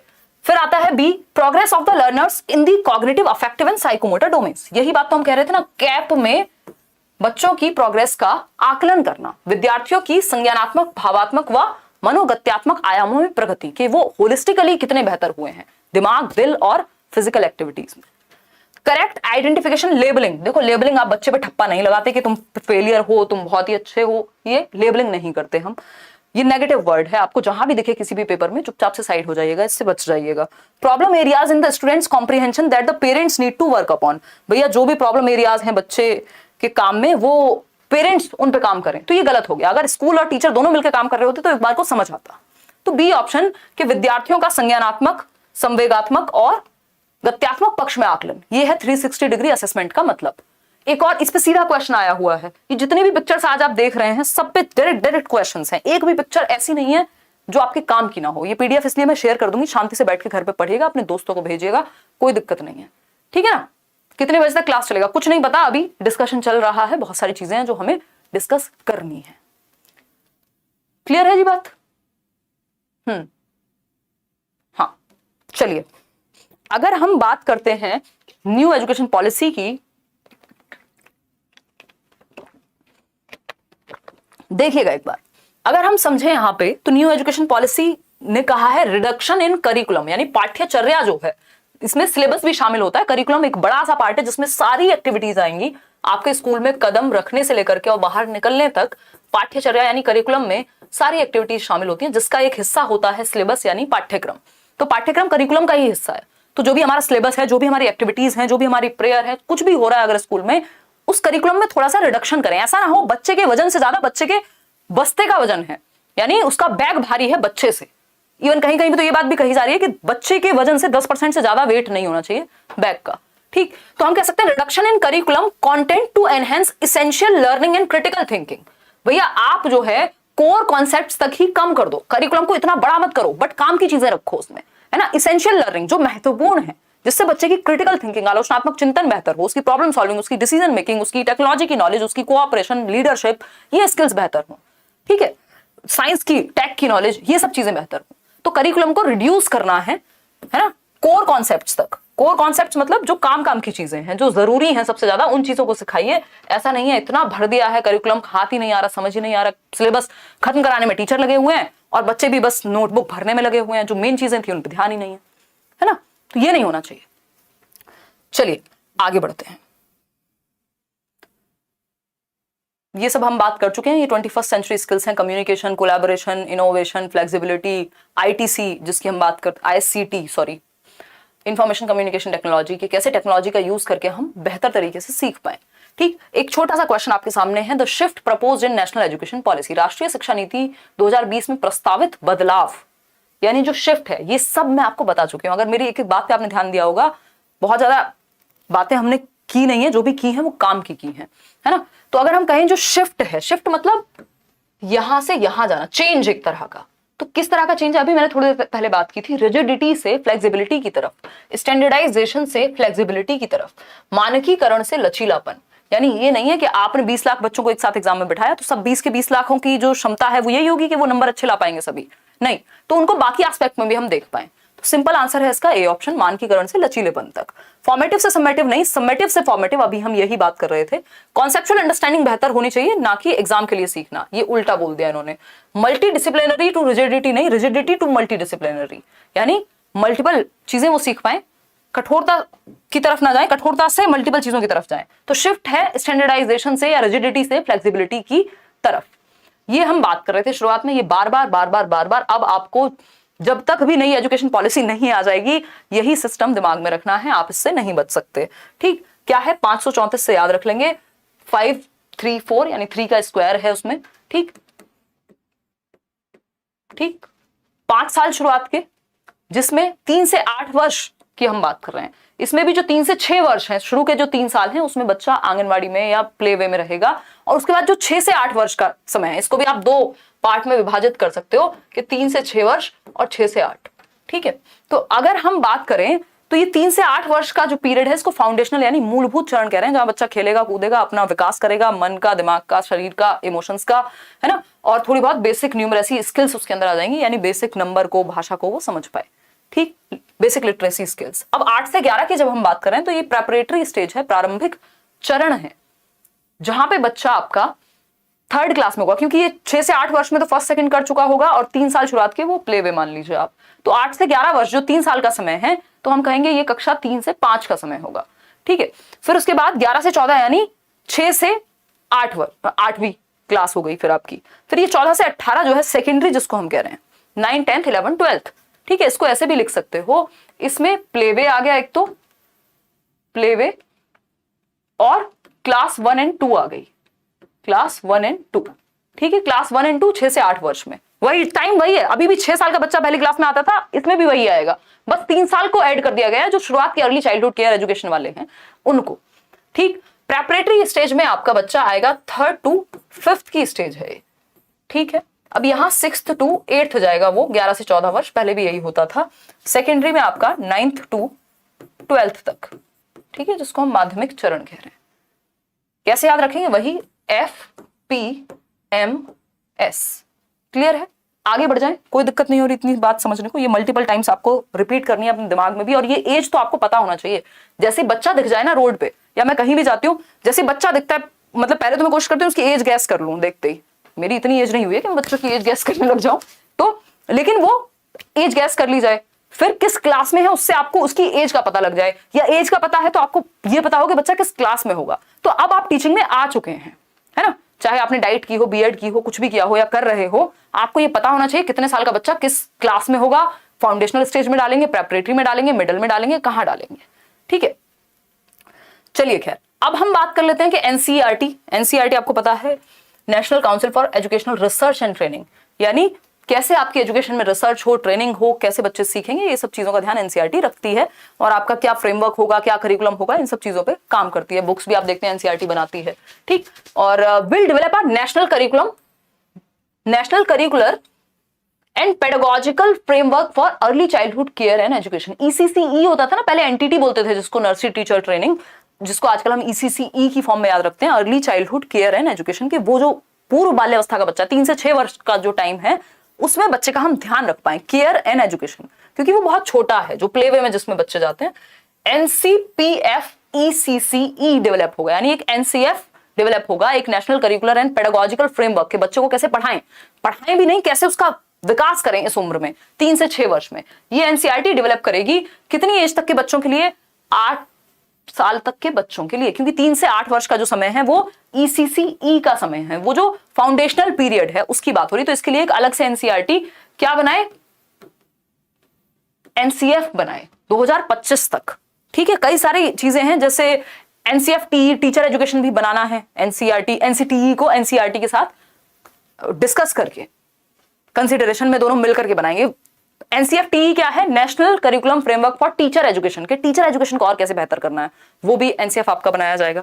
तो ये 2025 तक अर्ली चाइल्डहुड केयर एजुकेशन के लिए एक एनसीएफ तैयार करिए, एनसीईआरटी। ये बात हो रही है कि 3 से 8 वर्ष के बच्चों को कैसे हम सिखाएं, इस पे एक अलग से एनसीएफ आया। अभी एक एनसीएफ है ना, एनसीएफ 2005 पढ़ते रहते हैं हम, अब ये सारे नए एनसीएफ अगले 1-2 साल में अपडेट हो जाएंगे। ठीक है, इतनी बात, यहां तक की कहानी हमने क्लियर कर ली है। अब हम आते हैं एक छोटी सी और बात है, एक ऑटोनॉमस बॉडी है। ऑटोनॉमस बॉडी समझते हैं, जो अपने आप में स्वतंत्र है डिसीजन लेने के लिए, एक ऑटोनॉमस बॉडी है, ठीक, जिसको बनाया जाएगा NETF, national education technology forum. इस पे क्या होगा? डिस्कशन होगा, ओपन फ्री डिस्कशन होगा, ओपन डिस्कशन होगा। किस बात पे? कि कैसे हम टेक्नोलॉजी का फ्रीली इस्तेमाल कर पाए एजुकेशन को बेहतर करने में। क्या और तरीके हो सकते हैं कि एजुकेशन हम अच्छे से अच्छे टीचर्स दूर से दूर इलाके में भी पहुंचा पाए टेक्नोलॉजी का इस्तेमाल करके। तो एक national education technology forum to be created, NETF को क्रिएट किया जाना चाहिए, ताकि टेक्नोलॉजी अपने आप में बहुत ही अमेजिंग चीज है और 21वीं सदी में हम इसको यूज कर पा रहे हैं। आप लोग देख रहे हैं, जिन लोगों से शायद मैं कभी मिली नहीं हूं, आप मुझसे नहीं मिले हैं, आपको जॉब में हेल्प हो रही है, आप कुछ सीखने में हेल्प हो रही है, आप मुझसे कुछ सीख पा रहे हैं, मैं आपके कमेंट से कुछ सीख पा रही हूँ। कैसे सीख पा रहे हैं? टेक्नोलॉजी के माध्यम से। ठीक है, तो national education technology forum create होगा। फोरम मतलब जहां पे डिस्कशंस होंगे, जहां पे चर्चाएं होंगी, लोग अपनी ओपिनियन देंगे, लोग फीडबैक देंगे, वहां पे बात होगी कैसे टेक्नोलॉजी नई आ रही है, कैसे उसको अपडेट करें, कैसे उसमें और एजुकेशन में उसका कैसे इस्तेमाल किया जाए। ठीक है भाई, ये सब टेक्नोलॉजी है ना, ये जो कैमरा लगा हुआ है हम एजुकेशन में यूज कर पा रहे हैं, ये पीपीटी बनी हुई है। पहले तो हम सिंपल बोर्ड पे लिखते थे, मैं आऊंगी पहले एक शब्द लिखूंगी, फिर 3 घंटे तक बोलूंगी, फिर कुछ दूसरा शब्द लिखूंगी, है ना। तो उसमें क्या है, समय भी ज्यादा व्यर्थ होगा, स्पेशली ऑनलाइन एजुकेशन में। दूसरा क्या होगा, पिक्चर आपको दिखाऊं कैसे, अभी पिक्चर दिखाई जा सकती है। तो ये टेक्नोलॉजी का यूज एजुकेशन में कर लिया बेहतर बनाने के लिए। तो एजुकेशन को बेहतर करने के लिए एक फोरम बनाया जाएगा, एजुकेशनल टेक्नोलॉजी फोरम कहेंगे जिसको, जिसमें पूरा राष्ट्र डिस्कशन कर पाएगा। परख की बात हम कर चुके हैं, ये आपको याद रखने के लिए यहाँ पे ऐड किया गया है। परख की फुल फॉर्म आपके दिमाग में सेट होनी चाहिए, performance assessment review and analysis of knowledge for holistic development. ठीक है, हिंदी में भी इसको यही कहेंगे, एक स्टैंडर्ड सेटिंग बॉडी होगी कि किस लेवल के एग्जाम्स या किस लेवल का आकलन होना चाहिए उस चीज में। ठीक है, अभी हम लैंग्वेज पे क्या कहा है उस पे भी आएंगे और क्वेश्चंस भी करेंगे। ये एक बहुत इंपॉर्टेंट बात है कि नो रिजिड सेपरेशन, यानी कि कोई भी सेपरेशन रिजिड नहीं होना चाहिए between art, science and commerce वगैरह के बीच में। कोई रिजिड सेपरेशन नहीं है, बहुत सारे सब्जेक्ट्स हैं, उनमें से कुछ सब्जेक्ट आप चूज करेंगे। तो बच्चा जो है साइंस का, वो आर्ट्स के सब्जेक्ट भी पढ़ सकता है, आर्ट्स वाला साइंस के सब्जेक्ट भी पढ़ सकता है, कोई दिक्कत वाली बात नहीं है। Between curricular and extra curricular activities, यानी ना तो आर्ट, साइंस, कॉमर्स में कोई हार्ड या रिजिड सेपरेशन रखो, ना ही करिकुलर और एक्स्ट्रा करिकुलर, यानी जो खेलने कूदने वाली चीजें उनको भी क्लास में शामिल कर दो पढ़ाई में। मतलब करिकुलर शैक्षिक और सह शैक्षिक पक्ष दोनों को मर्ज कर दो, ऐसे सिखाओ कि मजे में सीखे बच्चा। ठीक, activities between vocational and academic streams, यानी जो वो पढ़ रहा है वो उसके काम में आना चाहिए जीवन में। ऐसा नहीं एकेडमिक्स पढ़ाई की चीजें अलग हो गई, अब काम करके अलग तरीके से सीखेंगे। वोकेशन भी, व्यावसायिक चीजें भी वो सीख पाए पढ़ते पढ़ते। Vocational integration from class 6 onwards, यानी कक्षा 6 से जब हम 11 से 14 वर्ष की बात कर रहे हैं, 11 साल का बच्चा होगा, तो उस उम्र से ही आप क्या करेंगे, वोकेशनल इंटीग्रेशन यानी व्यावसायिक शिक्षा को हम शामिल कर लेंगे। बच्चे को हम कोडिंग सिखाएं, बच्चे को हम टेक्नोलॉजी से रिलेटेड चीजें सिखाएं, उसको हम इंटर्नशिप्स में इन्वॉल्व करें कि वो कहीं अगर मान लीजिए इंटर्नशिप्स वगैरह उसको इन्वॉल्व कराया जाए, मान लीजिए किसी कंपनी में जाकर के वो कुछ इंटर्नशिप करे, देखे रियल में काम कैसे होता है, जो किताबों में पढ़ा जा रहा है वो काम का है कि नहीं, वोकेशनल ट्रेनिंग दी जाए उसको, है ना।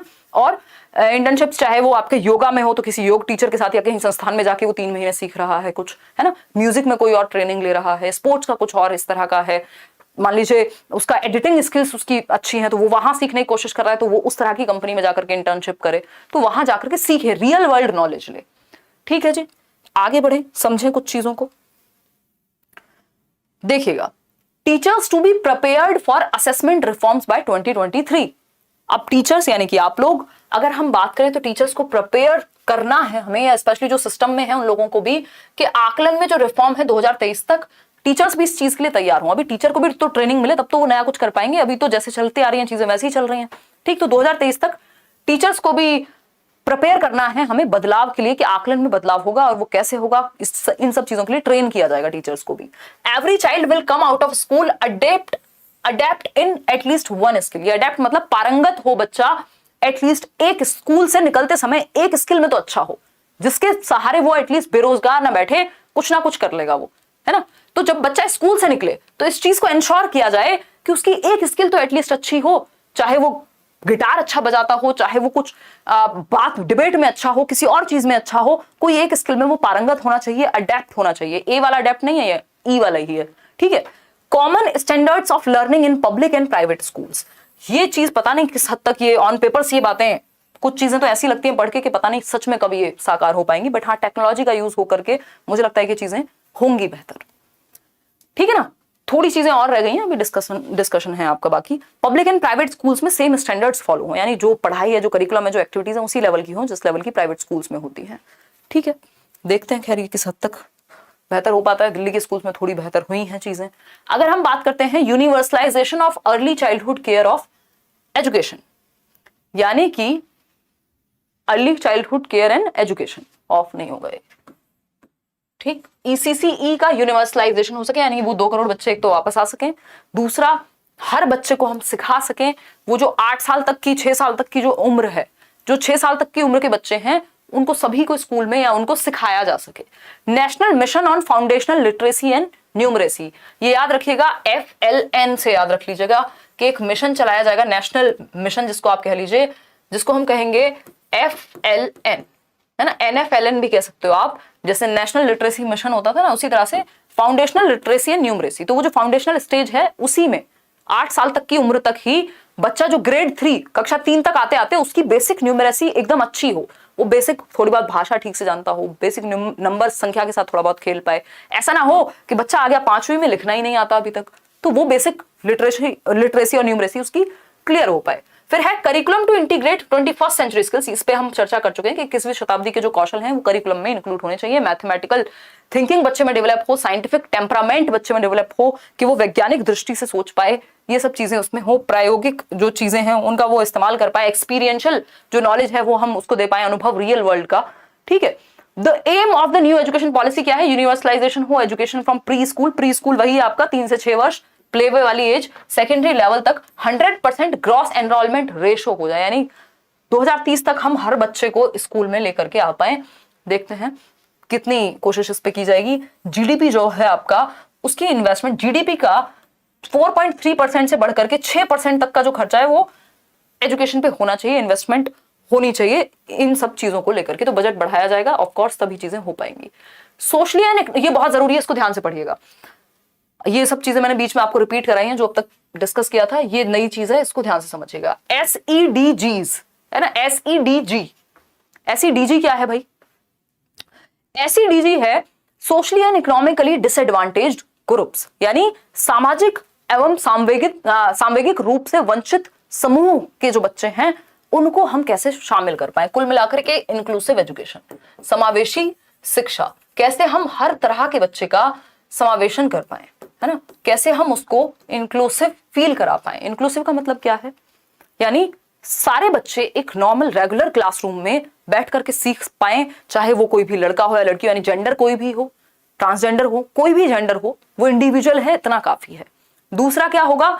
दूसरी एक चीज हो सकती है कि कोई गांव से आता है, शहर से आता है, हिंदी बोलता है, पंजाबी बोलता है, गुजराती बोलता है, भोजपुरी बोलता है, यानी भाषा के आधार पर भी डाइवर्सिटी है, तो उसको भी आप इंक्लूड करेंगे। कोई एक ऐसा बच्चा है जो किसी मार्जिनल ग्रुप से आता है, जिनको हम SC, STs, OBCs कह रहे हैं, किसी भी रूप में वो वंचित रहे हैं, उनको भी आप क्लासरूम में इन्वॉल्व कर पाओ। कुछ बच्चे होंगे जिनको डिसेबिलिटी होगी, किसी को फिजिकल होगी, किसी को लर्निंग डिसेबिलिटी होगी, मान लीजिए किसी को डिसलेक्सिया है, किसी को ADHD है, किसी को चलने में दिक्कत है, किसी को सुनने में दिक्कत है, ये सब चीजें आ पाए, इनको भी हम इंक्लूड कर पाए। तो कुल मिलाकर के इसमें बहुत सारे सेक्शन हैं, इनको ध्यान से समझिएगा। जेंडर आइडेंटिटीज, यानी किसी की क्या जेंडर आइडेंटिटी है, क्या लिंग पहचान है, चाहे वो लड़का है, लड़की है, ट्रांसजेंडर इंडिविजुअल है, कोई भी है, आपको क्या करना है? ये सोशली इकोनॉमिकली डिसएडवांटेज्ड ग्रुप्स में आते हैं कि किसी भी आधार पर समाज ने या तो सामाजिक रूप से वो वंचित हैं, या इकोनॉमिक दृष्टि से वो वंचित हैं, या इमोशनली उनको एक्सेप्टेबल फील नहीं कराया गया। बच्चा बैठा बराबर में आकर कहा, अरे तुम तो फलानी जाति से हो, मेरे पास मत बैठो। ये क्या है? ये डिसएडवांटेज्ड ग्रुप्स हैं, ये वंचित समूह हैं जिनको किसी भी आधार पे वंचित रखा गया है, तो इनको हमें इंक्लूड करना है। इसके लिए ये ग्रुप्स बनाए जाएंगे जो इस पे काम करेंगे, जिनको हम socially and economically disadvantaged groups कहेंगे। सामाजिक और सामवेगिक रूप से वंचित समूह बनाए जाएंगे जो इस पे काम करें, इन बच्चों को ऊपर उनके उत्थान के लिए काम करें, ठीक है। अगर हम बात करें, कोई कह रहा है एडमिशन लेना है, करियर विल ऐप डाउनलोड कर लो, नीचे डिस्क्रिप्शन में लिंक है, ले सकते हो आप एडमिशन अभी। जेंडर आइडेंटिटीज की अगर हम बात कर रहे हैं तो जेंडर आइडेंटिटीज में क्या है भाई? जेंडर आइडेंटिटीज मैंने बता दिया, मेल फीमेल, मतलब डिस्पाइट कोई भी जेंडर, बच्चे को शिक्षा का अधिकार मिलना चाहिए, उसको भी इंक्लूडेड महसूस होना चाहिए क्योंकि वो इंसान है, इतना काफी है। आगे बढ़ते हैं, socio cultural identities. Socio cultural identities क्या हो सकती है? सामाजिक सांस्कृतिक पहचान किसी की, कि कोई किसी एक जाति से, किसी एक धर्म से, किसी एक समूह से आता है तो उसको भी आप इंक्लूडेड फील कराएंगे, चाहे वो एससी हो, एसटी हो, ओबीसीज हो, यानी किसी भी रूप में अगर वंचित रहे हैं तो ये भी इंक्लूडेड महसूस कर सकें। ज्योग्राफिकल आइडेंटिटीज क्या हो सकती है? कोई बच्चा है जो कहीं एक ऐसी ज्योग्राफिकल लोकेशन से आता है कि मान लीजिए वो आपके यहां से बिल्कुल अलग है, वहां भाषा कुछ और बोली जाती है, वो रिमोट एरिया से आता है ना, या वो किसी और जाति समूह या भाषा, मतलब ज्योग्राफी के आधार पे अंतर है, वो खाता कुछ और है, आप कुछ और खाते हैं, तो इन सब चीजों को भी आप इंक्लूड करेंगे, ज्योग्राफिकल आइडेंटिटीज को भी आप इंक्लूड करेंगे। डिसेबिलिटीज, यानी चाहे वो लर्निंग डिसेबिलिटी हो, चाहे बच्चों को कोई फिजिकल डिसेबिलिटी हो, हियरिंग इंपेयरमेंट हो, सबको आप इंक्लूड करेंगे, रेगुलर क्लासरूम में सिखाएंगे। सोशियो इकोनॉमिक कंडीशंस, कोई गरीब है, अमीर है ना, कोई फर्क नहीं पड़ता, इसीलिए तो हम स्कूल में यूनिफॉर्म्स का इस्तेमाल करते हैं। यूनिफॉर्म मतलब सबके लिए एक जैसा, कि आप चाहे अंबानी के बच्चे हैं, खैर पता नहीं उनके केस में तो क्या होता होगा, बट मैं जस्ट एग्जांपल ले रही हूं, तो आप स्कूल में यूनिफॉर्म ही पहन करके आएंगे जो सभी के लिए है ना। फर्क नहीं पड़ता आपके घर में कितना पैसा है, कितने आप एडवांटेज ग्रुप से आ रहे हैं, कितने डिसएडवांटेज ग्रुप से आ रहे हैं, कौन सी भाषा बोल रहे हैं, कोई मतलब नहीं, हमें यूनिफॉर्म पहन करके आओ। यूनिफॉर्म मतलब आपने सबको एक लेवल ग्राउंड पे ला करके रख दिया, एक लेवल प्लेइंग फील्ड पे ले आए आप, और वहां आप सीखने की बात कर रहे हैं। नहीं तो एक बच्चा होगा जो अपनी गुच्ची के कपड़े पहन के आएगा, दूसरा होगा बेचारा वो मुश्किल से खादी सिलवा पा रहा है ना। तो सोशियो इकोनॉमिक कंडीशंस के आधार पर भी हम यूनिफॉर्म की जो हम बात करते हैं इसीलिए करते हैं कि सब बच्चे इक्वल हम एटलीस्ट लेकर के चल सकें, और फिर उनके अंदर जो अंतर है उन पे हम काम कर सकें। ठीक है, इतनी बात क्लियर है? चलिए, तो इन सब ग्रुप्स को भी हम शामिल करें, इसके लिए SEDGs बनाए जाएंगे, recognising, identifying and fostering the unique capabilities. अब इनको कैसे ये ग्रुप्स करेंगे क्या? ये जो SEDG है जिस पे अभी हमने चर्चा की है, इसमें किस किस को इंक्लूड करना है, चाहे वो मार्जिनलाइज्ड ग्रुप है, चाहे वो जेंडर आइडेंटिटी है, सोशियो इकोनॉमिक बैकग्राउंड है, सबको, ज्योग्राफिकल आइडेंटिटी है, सबको इंक्लूड कर लिया। तरीका क्या होगा? तरीका होगा कि आप पहचाने बच्चे को, आइडेंटिफाई करें, और उसके अंदर जो यूनिकनेस है, हर व्यक्ति में, हर बच्चे में कुछ तो यूनिक होगा, उस चीज को उभारने का प्रयास करें, फोस्टर करें उसकी क्षमताओं को। रिस्पेक्ट फॉर डाइवर्सिटी, यानी आप विभिन्नता में एकता की बात करें, और बच्चे को लोकल कॉन्टेक्स्ट में सिखाएं, यानी बच्चा जिस संदर्भ से, जिस परिवेश से, जिस भाषा का प्रयोग करता है, उस चीज से आप उसको जोड़ पाए, है ना। टीचर बनना इजी काम नहीं है ना, आपको एग्जाम्पल्स आपके ऐसे होने चाहिए कि एक बच्चा जो किसी दूसरी जाति से या समूह से या दिखने में अलग है, ज्योग्राफिकल आइडेंटिटी अलग है, सबको केटर कर पाए, यानी कॉन्टेक्स्ट, संदर्भ। ऐसा नहीं है बच्चे इंडिया के, आप अमेरिका के एग्जाम्पल दे रहे हैं, उन्होंने सुना भी नहीं है ए फॉर अमेरिका क्या है भाई, ठीक है, तो उस केस में दिक्कत हो जाएगी। तो आपको कॉन्टेक्स्ट यानी संदर्भ में सिखाना है, यानी बच्चे की लोकल नॉलेज मीनिंगफुल होना चाहिए, अर्थपूर्ण होना चाहिए, अधिगम जिस लाइफ से वो आता है उस तरह के एग्जांपल्स आपको देने हैं। फुल इक्विटी एंड इंक्लूजन, यानी कि जो समता है, समता मतलब अगर दो लोगों में अंतर है तो उनका ध्यान रखा जाए, उसके प्रति सेंसिटिव रहा जाए। ये नहीं है कि कोई व्यक्ति है जो चल नहीं सकता, या कोई फीमेल है और एक व्यक्ति है जो हट्टा कट्टा है, और आप कहो तीनों को ना 50 किलो वजन उठाना है। ये इक्वालिटी है, इक्वालिटी हर जगह काम नहीं आती। आपको इक्विटी का इस्तेमाल करना है, as per need, as per capability आपको चीजें यूज करनी है। इसका मतलब ये नहीं कि आप पार्शियलिटी कर रहे हैं, नीड के अनुसार। जैसे हम देखते हैं ट्रेन में रिजर्वेशन है अगर वुमेन्स कोच का मेट्रो में, या अगर हम बात कर रहे हैं नौकरियों में भी, मैं बिहार में जितना मुझे पता है तो वहां पे फीमेल्स के लिए रिजर्वेशन है जॉब्स में। क्यों है? कि उनको जिस वर्ग को दबाया जा रहा है वो एटलीस्ट उभर के तो आए, पहले आप मौका तो दो उनको आगे आने का, तब तो बराबरी की बात करेंगे। ठीक है, इंक्लूजन यानी समावेशन, यानी सभी को समावेशित करें, यानी एजुकेशन फॉर ऑल। तो कुल मिला के बात यह है कि हम सभी में डाइवर्सिटी है, बट उसके बाद भी हम सब एक साथ सीख सकते हैं। Curriculum and pedagogy in schools, यानी जो पाठ्यचर्या है, और पेडागोजी मतलब सिखाने के जो तरीके हैं वो कैसे होने चाहिए। तो लर्निंग शुड बी होलिस्टिक, यानी सर्वांगीण हो, इंटीग्रेटेड यानी एक सब्जेक्ट से दूसरे सब्जेक्ट को जोड़ करके सिखाएं हम, एकीकृत हो, इंजॉयबल हो यानी मजे में सीख पाए, ऐसे पहाड़ ना टूट रहे हो कि हाय रे पढ़ना पड़ेगा। आप लोग वेट करते हैं क्लास का, जो मैं देखती हूँ कमेंट्स में मेल आ जाते हैं 4 दिन क्लास ना हो तो, है ना, ऐसा कभी कभी होता है वैसे, और मुझे भी खुद बेचैनी हो जाती है। क्यों? यहाँ पे हम कुछ बर्डनसम बातें कर रहे हैं, बातें हमारी भारी हैं बट मजे में कर रहे हैं, है ना। तो इंजॉयबल और एंगेजिंग, वो तो आज मैं कुछ एक्स्ट्रा कमेंट ले भी नहीं रही हूँ, क्योंकि फोकस ये है कि ये जो टॉपिक है ये बहुत जरूरी है और हम इसको कंप्लीट कर पाए अच्छे से।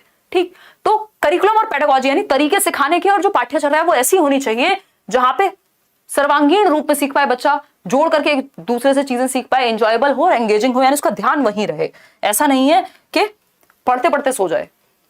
ठीक है, अब जेंडर इंक्लूजन फंड होने चाहिए कि भैया जो मेल और फीमेल, हम दो जेंडर की बात करते हैं जो कि एक सोशली कंस्ट्रक्टेड आइडेंटिटीज है, यानी समाज ने बनाया है जेंडर को, तो उस केस में एक जेंडर इंक्लूजन फंड हो कि ज्यादा से ज्यादा जो लड़कियां हैं उनको भी हम शिक्षा में लेकर के आ सकें। इस आधार पे आज भी कई जगह पे रोक लिया जाता है कि तुमको तो शादी ही करनी है, या तुम तो तुम्हारे जो छोटे बहन भाई हैं उनका ध्यान रख लो, पढ़ लिख के क्या करोगी, या फिर तुमको क्यों शिक्षा लेनी है ना। तो ये क्या है, जेंडर इंक्लूजन फंड जब आएगा तो हम लड़कियों को और बढ़ावा दे पाएंगे पढ़ने के लिए। केजीबीवीज, जो कस्तूरबा गांधी बालिका विद्यालय की हम बात करते हैं, वो ग्रेड 12 तक हो। ये रेजिडेंशियल स्कूल्स होते हैं जो मार्जिनलाइज्ड ग्रुप की लड़कियां हैं, स्पेशली उनके लिए, SC ST OBCs, इन सब के लिए हम कह सकते हैं। तो इनको हम 12th तक अपग्रेड करें। फिर है reduction in the curriculum to core concepts, ये बात हम कर चुके हैं, 1 नंबर का सीधा सीधा क्वेश्चन आ चुका है सीटेट में। तो क्या है, कोर कॉन्सेप्ट्स में मतलब करिकुलम में कमी लाओ, भर भर के सब्जेक्ट मत लाओ, बस्ता भारी मत करो, काम की चीजें पढ़ाओ। तो कोर कॉन्सेप्ट्स यानी जो मेन चीजें हैं जिससे बच्चे की थिंकिंग स्किल्स, उसका साइंटिफिक टेम्पर, ये सब डेवलप हो, वो कोर कॉन्सेप्ट्स आप पढ़ाओ। तो कुछ 30% से आई थिंक रिड्यूस भी किया है अभी, वो तो कोरोना के चक्कर में किया था खैर सिलेबस, तो वो भी हो, रिडक्शन ऑफ करिकुलम भी होगा या सिलेबस भी होगा। एक क्वेश्चन है छोटा सा, फटाफट से डील कीजिए। What does national education policy 2020 propose for retention of students from socio economically disadvantaged groups? ये जो SEDG की बात हमने की है कि नेशनल एजुकेशन पॉलिसी क्या कहती है उन बच्चों को उनके रिटेंशन के लिए, कि वो स्कूल छोड़ के ना जाएं, जिसको हम ड्रॉप आउट कहते हैं, कि एजुकेशन पूरी नहीं हुई और बीच में छोड़ के जाना पड़ा, स्कूल में से निकलवा लिया माँ बाप ने। किसको? सोशली इकोनॉमिकली डिसएडवांटेज्ड ग्रुप्स को, कि या तो उनके पास पैसे नहीं है पढ़ने के, या फिर कोई और रिस्पॉन्सिबिलिटी उनके सर पे आ गई है। हाँ, टेलीग्राम चैनल पे आज ही मिल जाएगा PDF, डोंट वरी। आमिर अभी आने तो दो सिलेबस, क्यों दुखी हो रहे हो? देखिए फटाफट से जवाब दीजिए, डी ऑप्शन कह रहे हैं आप लोग। चलिए समझते हैं। अगर हम बात करते हैं रोट लर्निंग, यानी रट्टे की बात होगी, बिल्कुल भी नहीं। स्टैंडर्डाइजेशन नहीं, फ्लेक्सिबिलिटी की बात करेंगे। परफॉर्मेंस ओरिएंटेड नहीं, 360 degree. Relatable and meaningful curriculum, जिसको हम लोकल कॉन्टेक्स्ट कह रहे थे अभी, यानी रिलेटेबल हो, जो सोशियो इकोनॉमिकली वीकर बच्चे हैं या इमोशनली वीकर बच्चे हैं, उनके कॉन्टेक्स्ट से जुड़ी हुई बात हो। ऐसा नहीं है कि आप उनको रोटी नहीं मिल रही और आप ब्रेड की बात कर रहे हैं, समझ पा रहे हैं ना बात को? तो उनके कॉन्टेक्स्ट से, उनके संदर्भ से जुड़ी हुई चीज आप कर रहे हो। आगे बढ़ते हैं, लैंग्वेज पे हम थोड़ी चर्चा कर लेते हैं, इसके बाद आपका टीचर एजुकेशन ही बचता है। कंप्लीट तो आज करेंगे चाहे कितनी भी देर हो जाए, कोई दिक्कत वाली बात नहीं है। लैंग्वेज यानी भाषा, क्योंकि ये टॉपिक ऐसा है जिसको आप 1 सिटिंग में समझें तो ज्यादा अच्छा समझ पाएंगे, फिर आप रिवाइज करते रहिएगा। भाषा, भाषा पे क्या कहती है नेशनल एजुकेशन पॉलिसी, बताइएगा। 2 घूंट जिंदगी की वो बचपन नहीं आती थी।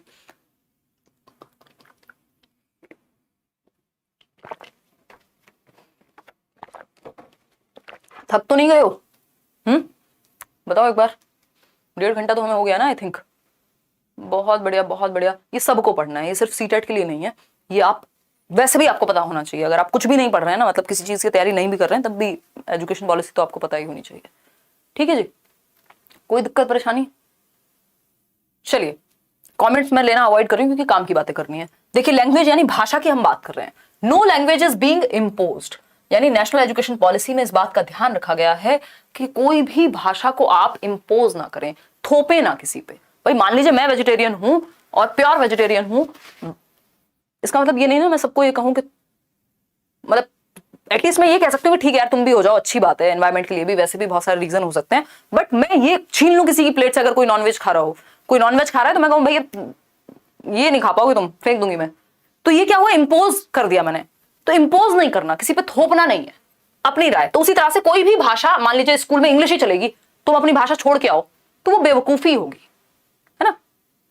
तो ये कह सकते हैं कि no language is being imposed, यानी किसी भी भाषा को बच्चे पे थोपा ना जाए। जो उसकी मदर टंग है, जो उसकी मादरी जबान जिसको हम कहते हैं, या फिर मातृभाषा है, उसका वो प्रयोग कर पाए स्कूल में आकर के। अगर कोई बच्चा उर्दू बोल दी जाती है किसी घर में, तो वो उर्दू बोले एटलीस्ट क्लास 5 तक, कक्षा 5 तक, क्योंकि बच्चा कनेक्ट कर पाएगा, वो अपने आप को अभिव्यक्त करना बंद कर देगा। अगर आप स्कूल में सिर्फ इंग्लिश ही बुलवा रहे हैं और बच्चे को तो हिंदी भी ठीक से नहीं आ रही है अभी, वो अपनी कुछ उसकी रीजनल लैंग्वेज है उसका प्रयोग करता है, तो उसको वो करने दो। आप इंग्लिश उस पर इंपोज मत करो, एटलीस्ट क्लास 5 तक। पहले वो अपनी बात तो कह ले, भाषा तो सीख लेगा, कौन सी बात हो गई। ठीक है, तो हम ये कहेंगे मदर टंग और रीजनल लैंग्वेज टिल ग्रेड 5, जो आपका 3 लैंग्वेज फॉर्मूला भी कहता था, त्रिभाषा सूत्र कोठारी आयोग में जिसकी बात हुई है कि भैया कक्षा 5 तक, क्लास 5 तक आप जो एजुकेशन देंगे वो मातृभाषा में देंगे, मदर टंग में देंगे, या क्षेत्रीय भाषा का प्रयोग करेंगे, रीजनल लैंग्वेज का प्रयोग करेंगे। चाहे बच्चा अगर पंजाबी फैमिली से है, पंजाबी भाषा बोलता है, तो वो आकर के पंजाबी बोले।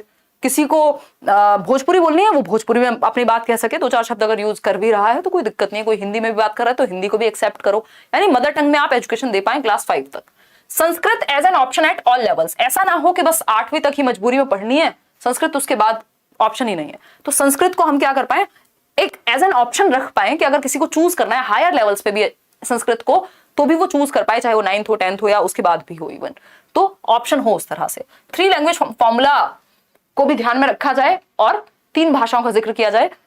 Multilingual flexibility is still the basis for the new education policy, यानी ये याद रखिएगा, इस पे बहुत क्वेश्चंस आएंगे, आ भी रहे हैं। मल्टीलिंगुअल यानी बहुभाषिता, यानी बहुत सारी भाषाएं, बहुभाषिता को मौका मिले, यानी मल्टीपल लैंग्वेज को सिखाना कोई बुरी बात नहीं है। आपका एनसीएफ भी कहता है कि जो मल्टीलिंगुअल क्लासरूम्स होते हैं जहां कई भाषाएं बोली जाती हैं, तो मल्टीलिंगुअलिज्म क्या है, एक एसेट है, एक हमारे लिए धरोहर के जैसा है कि जितनी ज्यादा भाषाएं उतनी बेहतर लर्निंग, क्या दिक्कत है। तो एक एसेट है मल्टीलिंगुअलिज्म, बहुभाषिता। इस पे चर्चा, अलग अलग टॉपिक्स हैं अपने आप में, सारी बात तो एक ही वीडियो में नहीं कर पाएंगे।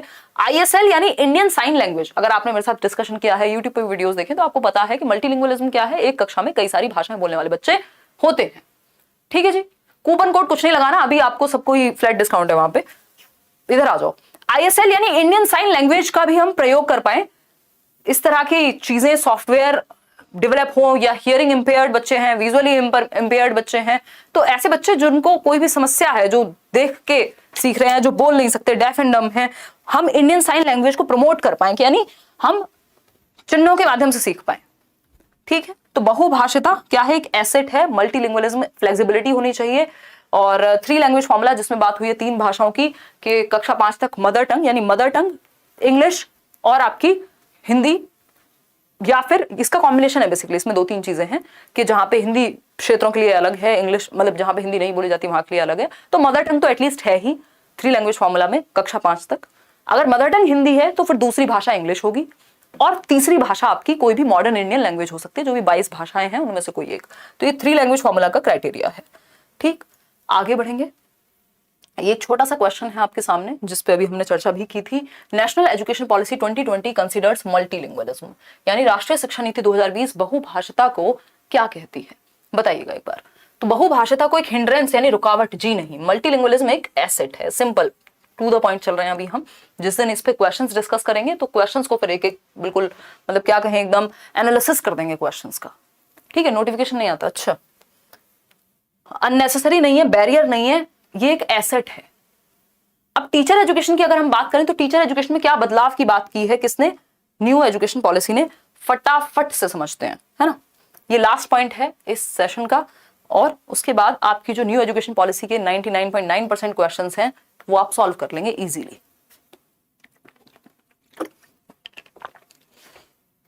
लास्ट में याद दिला देना वो शेर का मतलब समझाना जिनको ना समझ में आया हो, है ना। कुछ लोग तो क्लास भी इसीलिए देख रहे होंगे, मजाक कर रहे हो।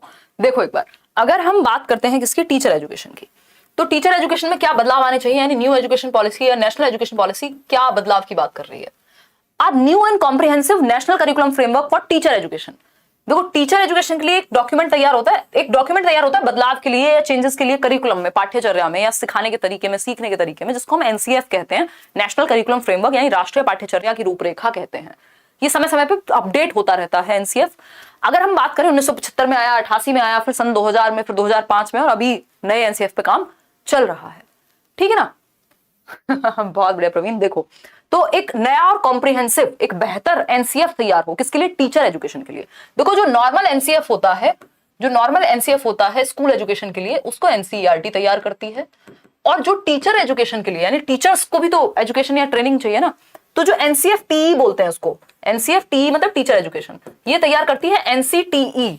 एनसीटीई क्या है, एक बॉडी है, स्टैट्यूटरी बॉडी है, जो कि यानी एक ऑटोनॉमस बॉडी है, जो टीचर एजुकेशन को कंट्रोल करेगी एक तरह से, तो national council for teacher education बोलते हैं। ये फुल फॉर्म्स आपके दिमाग में होनी चाहिए, चाहे वो एनसीईआरटी हो, national council for educational research and training, NCTE यानी बोले तो national council for teacher education.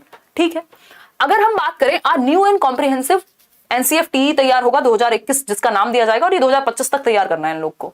ठीक है, will be formulated by the NCTE in consultation with NCERT. NCERT से बात करके एनसीटीई एक नया टीचर एजुकेशन का एनसीएफ बनाए। ठीक, जितने भी लोग नए हैं उनका स्वागत है। आप पहले ही दिन आप पे बहुत भारी टॉपिक पड़ गया, बट क्या कर सकते हैं, है ना।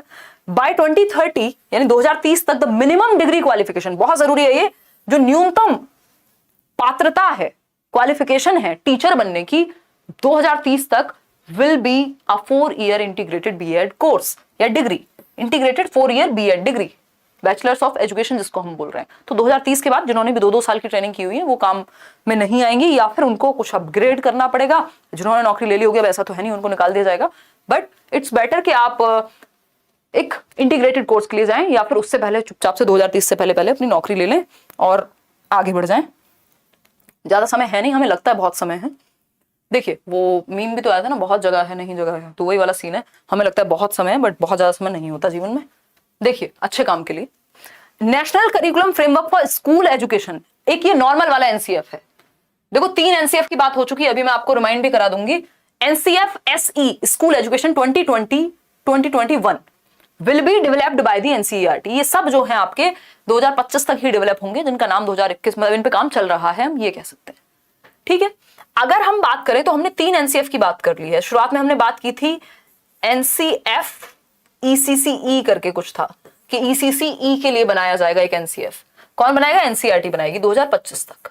ठीक है, फिर हमने बात कर ली किसकी? एनसीएफ टीई की, टीचर एजुकेशन के लिए, ये भी 2025 तक। इसका नाम है 2021 टीचर एजुकेशन के लिए। एनसीईआरटी और एनसीटीई मिलके बनाएंगे, ये एनसीईआरटी बनाएगी, और ये भी एनसीईआरटी बनाएगी, जिसको एनसीएफ एसई कह रहे हैं, स्कूल एजुकेशन जो नॉर्मल वाला होता था। ये भी 2025 तक आपका तैयार हो। तो ये 3 एनसीएफ पे काम चल रहा है या चलेगा। एनसीएफ ईसीसीई यानी अर्ली चाइल्डहुड केयर एजुकेशन के लिए, जो फाउंडेशनल स्टेज के लिए, जो आपका नर्सरी वाले बच्चों के लिए, उस तरह से कह सकते हैं। दूसरा है एनसीएफ टी टीचर एजुकेशन के लिए, और तीसरा है एनसीएफ एसई स्कूल एजुकेशन के लिए, जो नॉर्मल आपकी कक्षा 1 से 12वीं वाली बात होती है। ठीक है, तो इतनी बात क्लियर हो गई। ये 3 एनसीएफ हैं जो एनसीईआरटी और एनसीटीई मिलकर के काम कर रहे हैं। एनसीटीई काम करेगा टीचर एजुकेशन वाले पे, बाकी नॉर्मल केस में एनसीईआरटी तो तीनों में ही इन्वॉल्व है। Robust teacher recruitment and career path, यानी जो टीचिंग है उसको और प्रोफेशनल और इसमें कंपटीशन बढ़ेगा एक तरह से। जो अच्छे टीचर्स हैं वही सर्वाइव कर पाएंगे। ठीक है, अगर हम बात करें शशि कुमार, तो a common national professional standards for teachers, यानी एक प्रोफेशनल स्टैंडर्ड सेट होगा, NPST, national professional standards for teachers, यानी स्टैंडर्ड सेट किए जाएंगे कि आप में ये क्षमताएं होनी चाहिए तभी आप टीचर बनेंगे। ठीक, चाहे वो टेस्ट के रूप में, टेट को तो कंपलसरी कर ही दिया जाएगा, 11th-12th के लेवल पे भी टेट लेकर के आएंगे लोग। ठीक है, मतलब टीचर एलिजिबिलिटी टेस्ट, उसके बिना तो आप प्राइवेट में भी नहीं बन पाएंगे। तो NPST will be developed by the national council for teacher education by 2022। तो एनसीटीई एक और चीज डेवलप करेगा जिसको एनपीएसटी कहा जा रहा है, national professional standards for teachers, यानी क्या स्टैंडर्ड्स चाहिए इनको, आपसे रिक्वायरमेंट क्या है एज अ टीचर, वो एक चीज होगी। एनसीईआरटी और एससीईआरटीज आप समझते हैं, state council for educational research and training. तो जो स्टेट में काउंसिल हैं वहां से जो डाइट्स हैं, एनसीईआरटीज हैं, एससीईआरटी है, एनसीईआरटी और एससीईआरटीज हैं, एनसीईआरटी तो एक ही है। तो एनसीईआरटी और एससीईआरटी, ये एनसीईआरटी का स्टेट रूप कह सकते हैं आप, अलग अलग स्टेट में होते हैं एससीईआरटीज।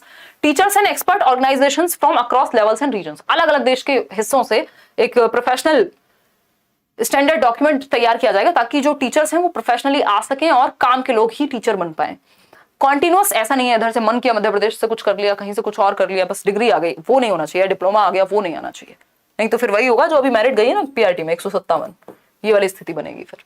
कॉन्टिन्यूअस प्रोफेशनल डेवलपमेंट, सीपीडी, यानी टीचिंग में भी ऐसा नहीं है कि आप टीचर बन गए तो आपका बस काम हो गया, अब तो सीधा रिटायरमेंट तक ही चलती रहेगी जिंदगी, कुछ सोचने की, पढ़ने की, समझने की जरूरत नहीं है। हालांकि बहुत सारे लोग अभी बहुत कमेंडेबल काम कर रहे हैं, बहुत सारे पुराने टीचर्स भी बहुत अच्छा काम करते हैं, बट बहुत सारे ऐसे भी लोग हैं टीचिंग में जो, क्यों टीचिंग एक ऐसा फील्ड है जिसको आप जितना बोरिंग, जितना आसान बनाना चाहो उतना बना दो, और जितना मुश्किल, जितना चैलेंजिंग, जितना बेहतर करना चाहो उतना बेहतर कर लो। पसीने आ जाएंगे अगर ढंग से टीचर बनने की बात आ गई तो अगर हम करें तो टीचर की जब हम बात कर रहे हैं तो टीचर कॉन्टिन्यूअस प्रोफेशनल डेवलपमेंट, यानी उसका जो प्रोफेशनल डेवलपमेंट है वो कॉन्टिन्यूअसली हो, मेरिट के बेसिस पे, यानी उसकी जो परफॉर्मेंस है उसके बेसिस पे बेसिकली वो क्या हो।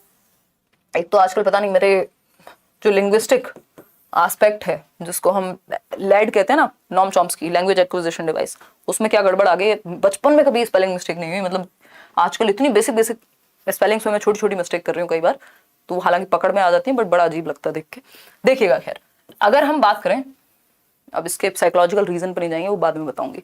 देखना, तो टीचर मेरिट बेस्ड अगर उनका क्या कहें प्रमोशन भी होना है तो वो मेरिट बेस्ड हो कि उन्होंने कितना अच्छा काम किया है, उनको भी स्कोर कार्ड मिलेगा, चाहे वो टीचर से मिले, बाकी लोगों से मिले, स्कूल में जो पढ़ रहे हैं बच्चे उनसे मिले, तो ये प्रॉपर मेहनत का काम हो जाएगा प्रमोशन लेना भी। तो ये थी आज की आपकी नेशनल एजुकेशन पॉलिसी 2020। होपफुली आपको मजा आया होगा, बहुत सारी नई चीजें जानने को मिली होंगी, बहुत सारी पुरानी चीजें रिवाइज हुई होंगी। और इस वीडियो को अगर आप मल्टीपल टाइम्स देख लेते हैं या मल्टीपल टाइम्स नहीं भी देख रहे हैं, एक बार भी अच्छे से देख लिया है, नोट्स बना लिए हैं अपनी भाषा में, या ये पीडीएफ भी मैं आपके साथ टेलीग्राम पे सभी के साथ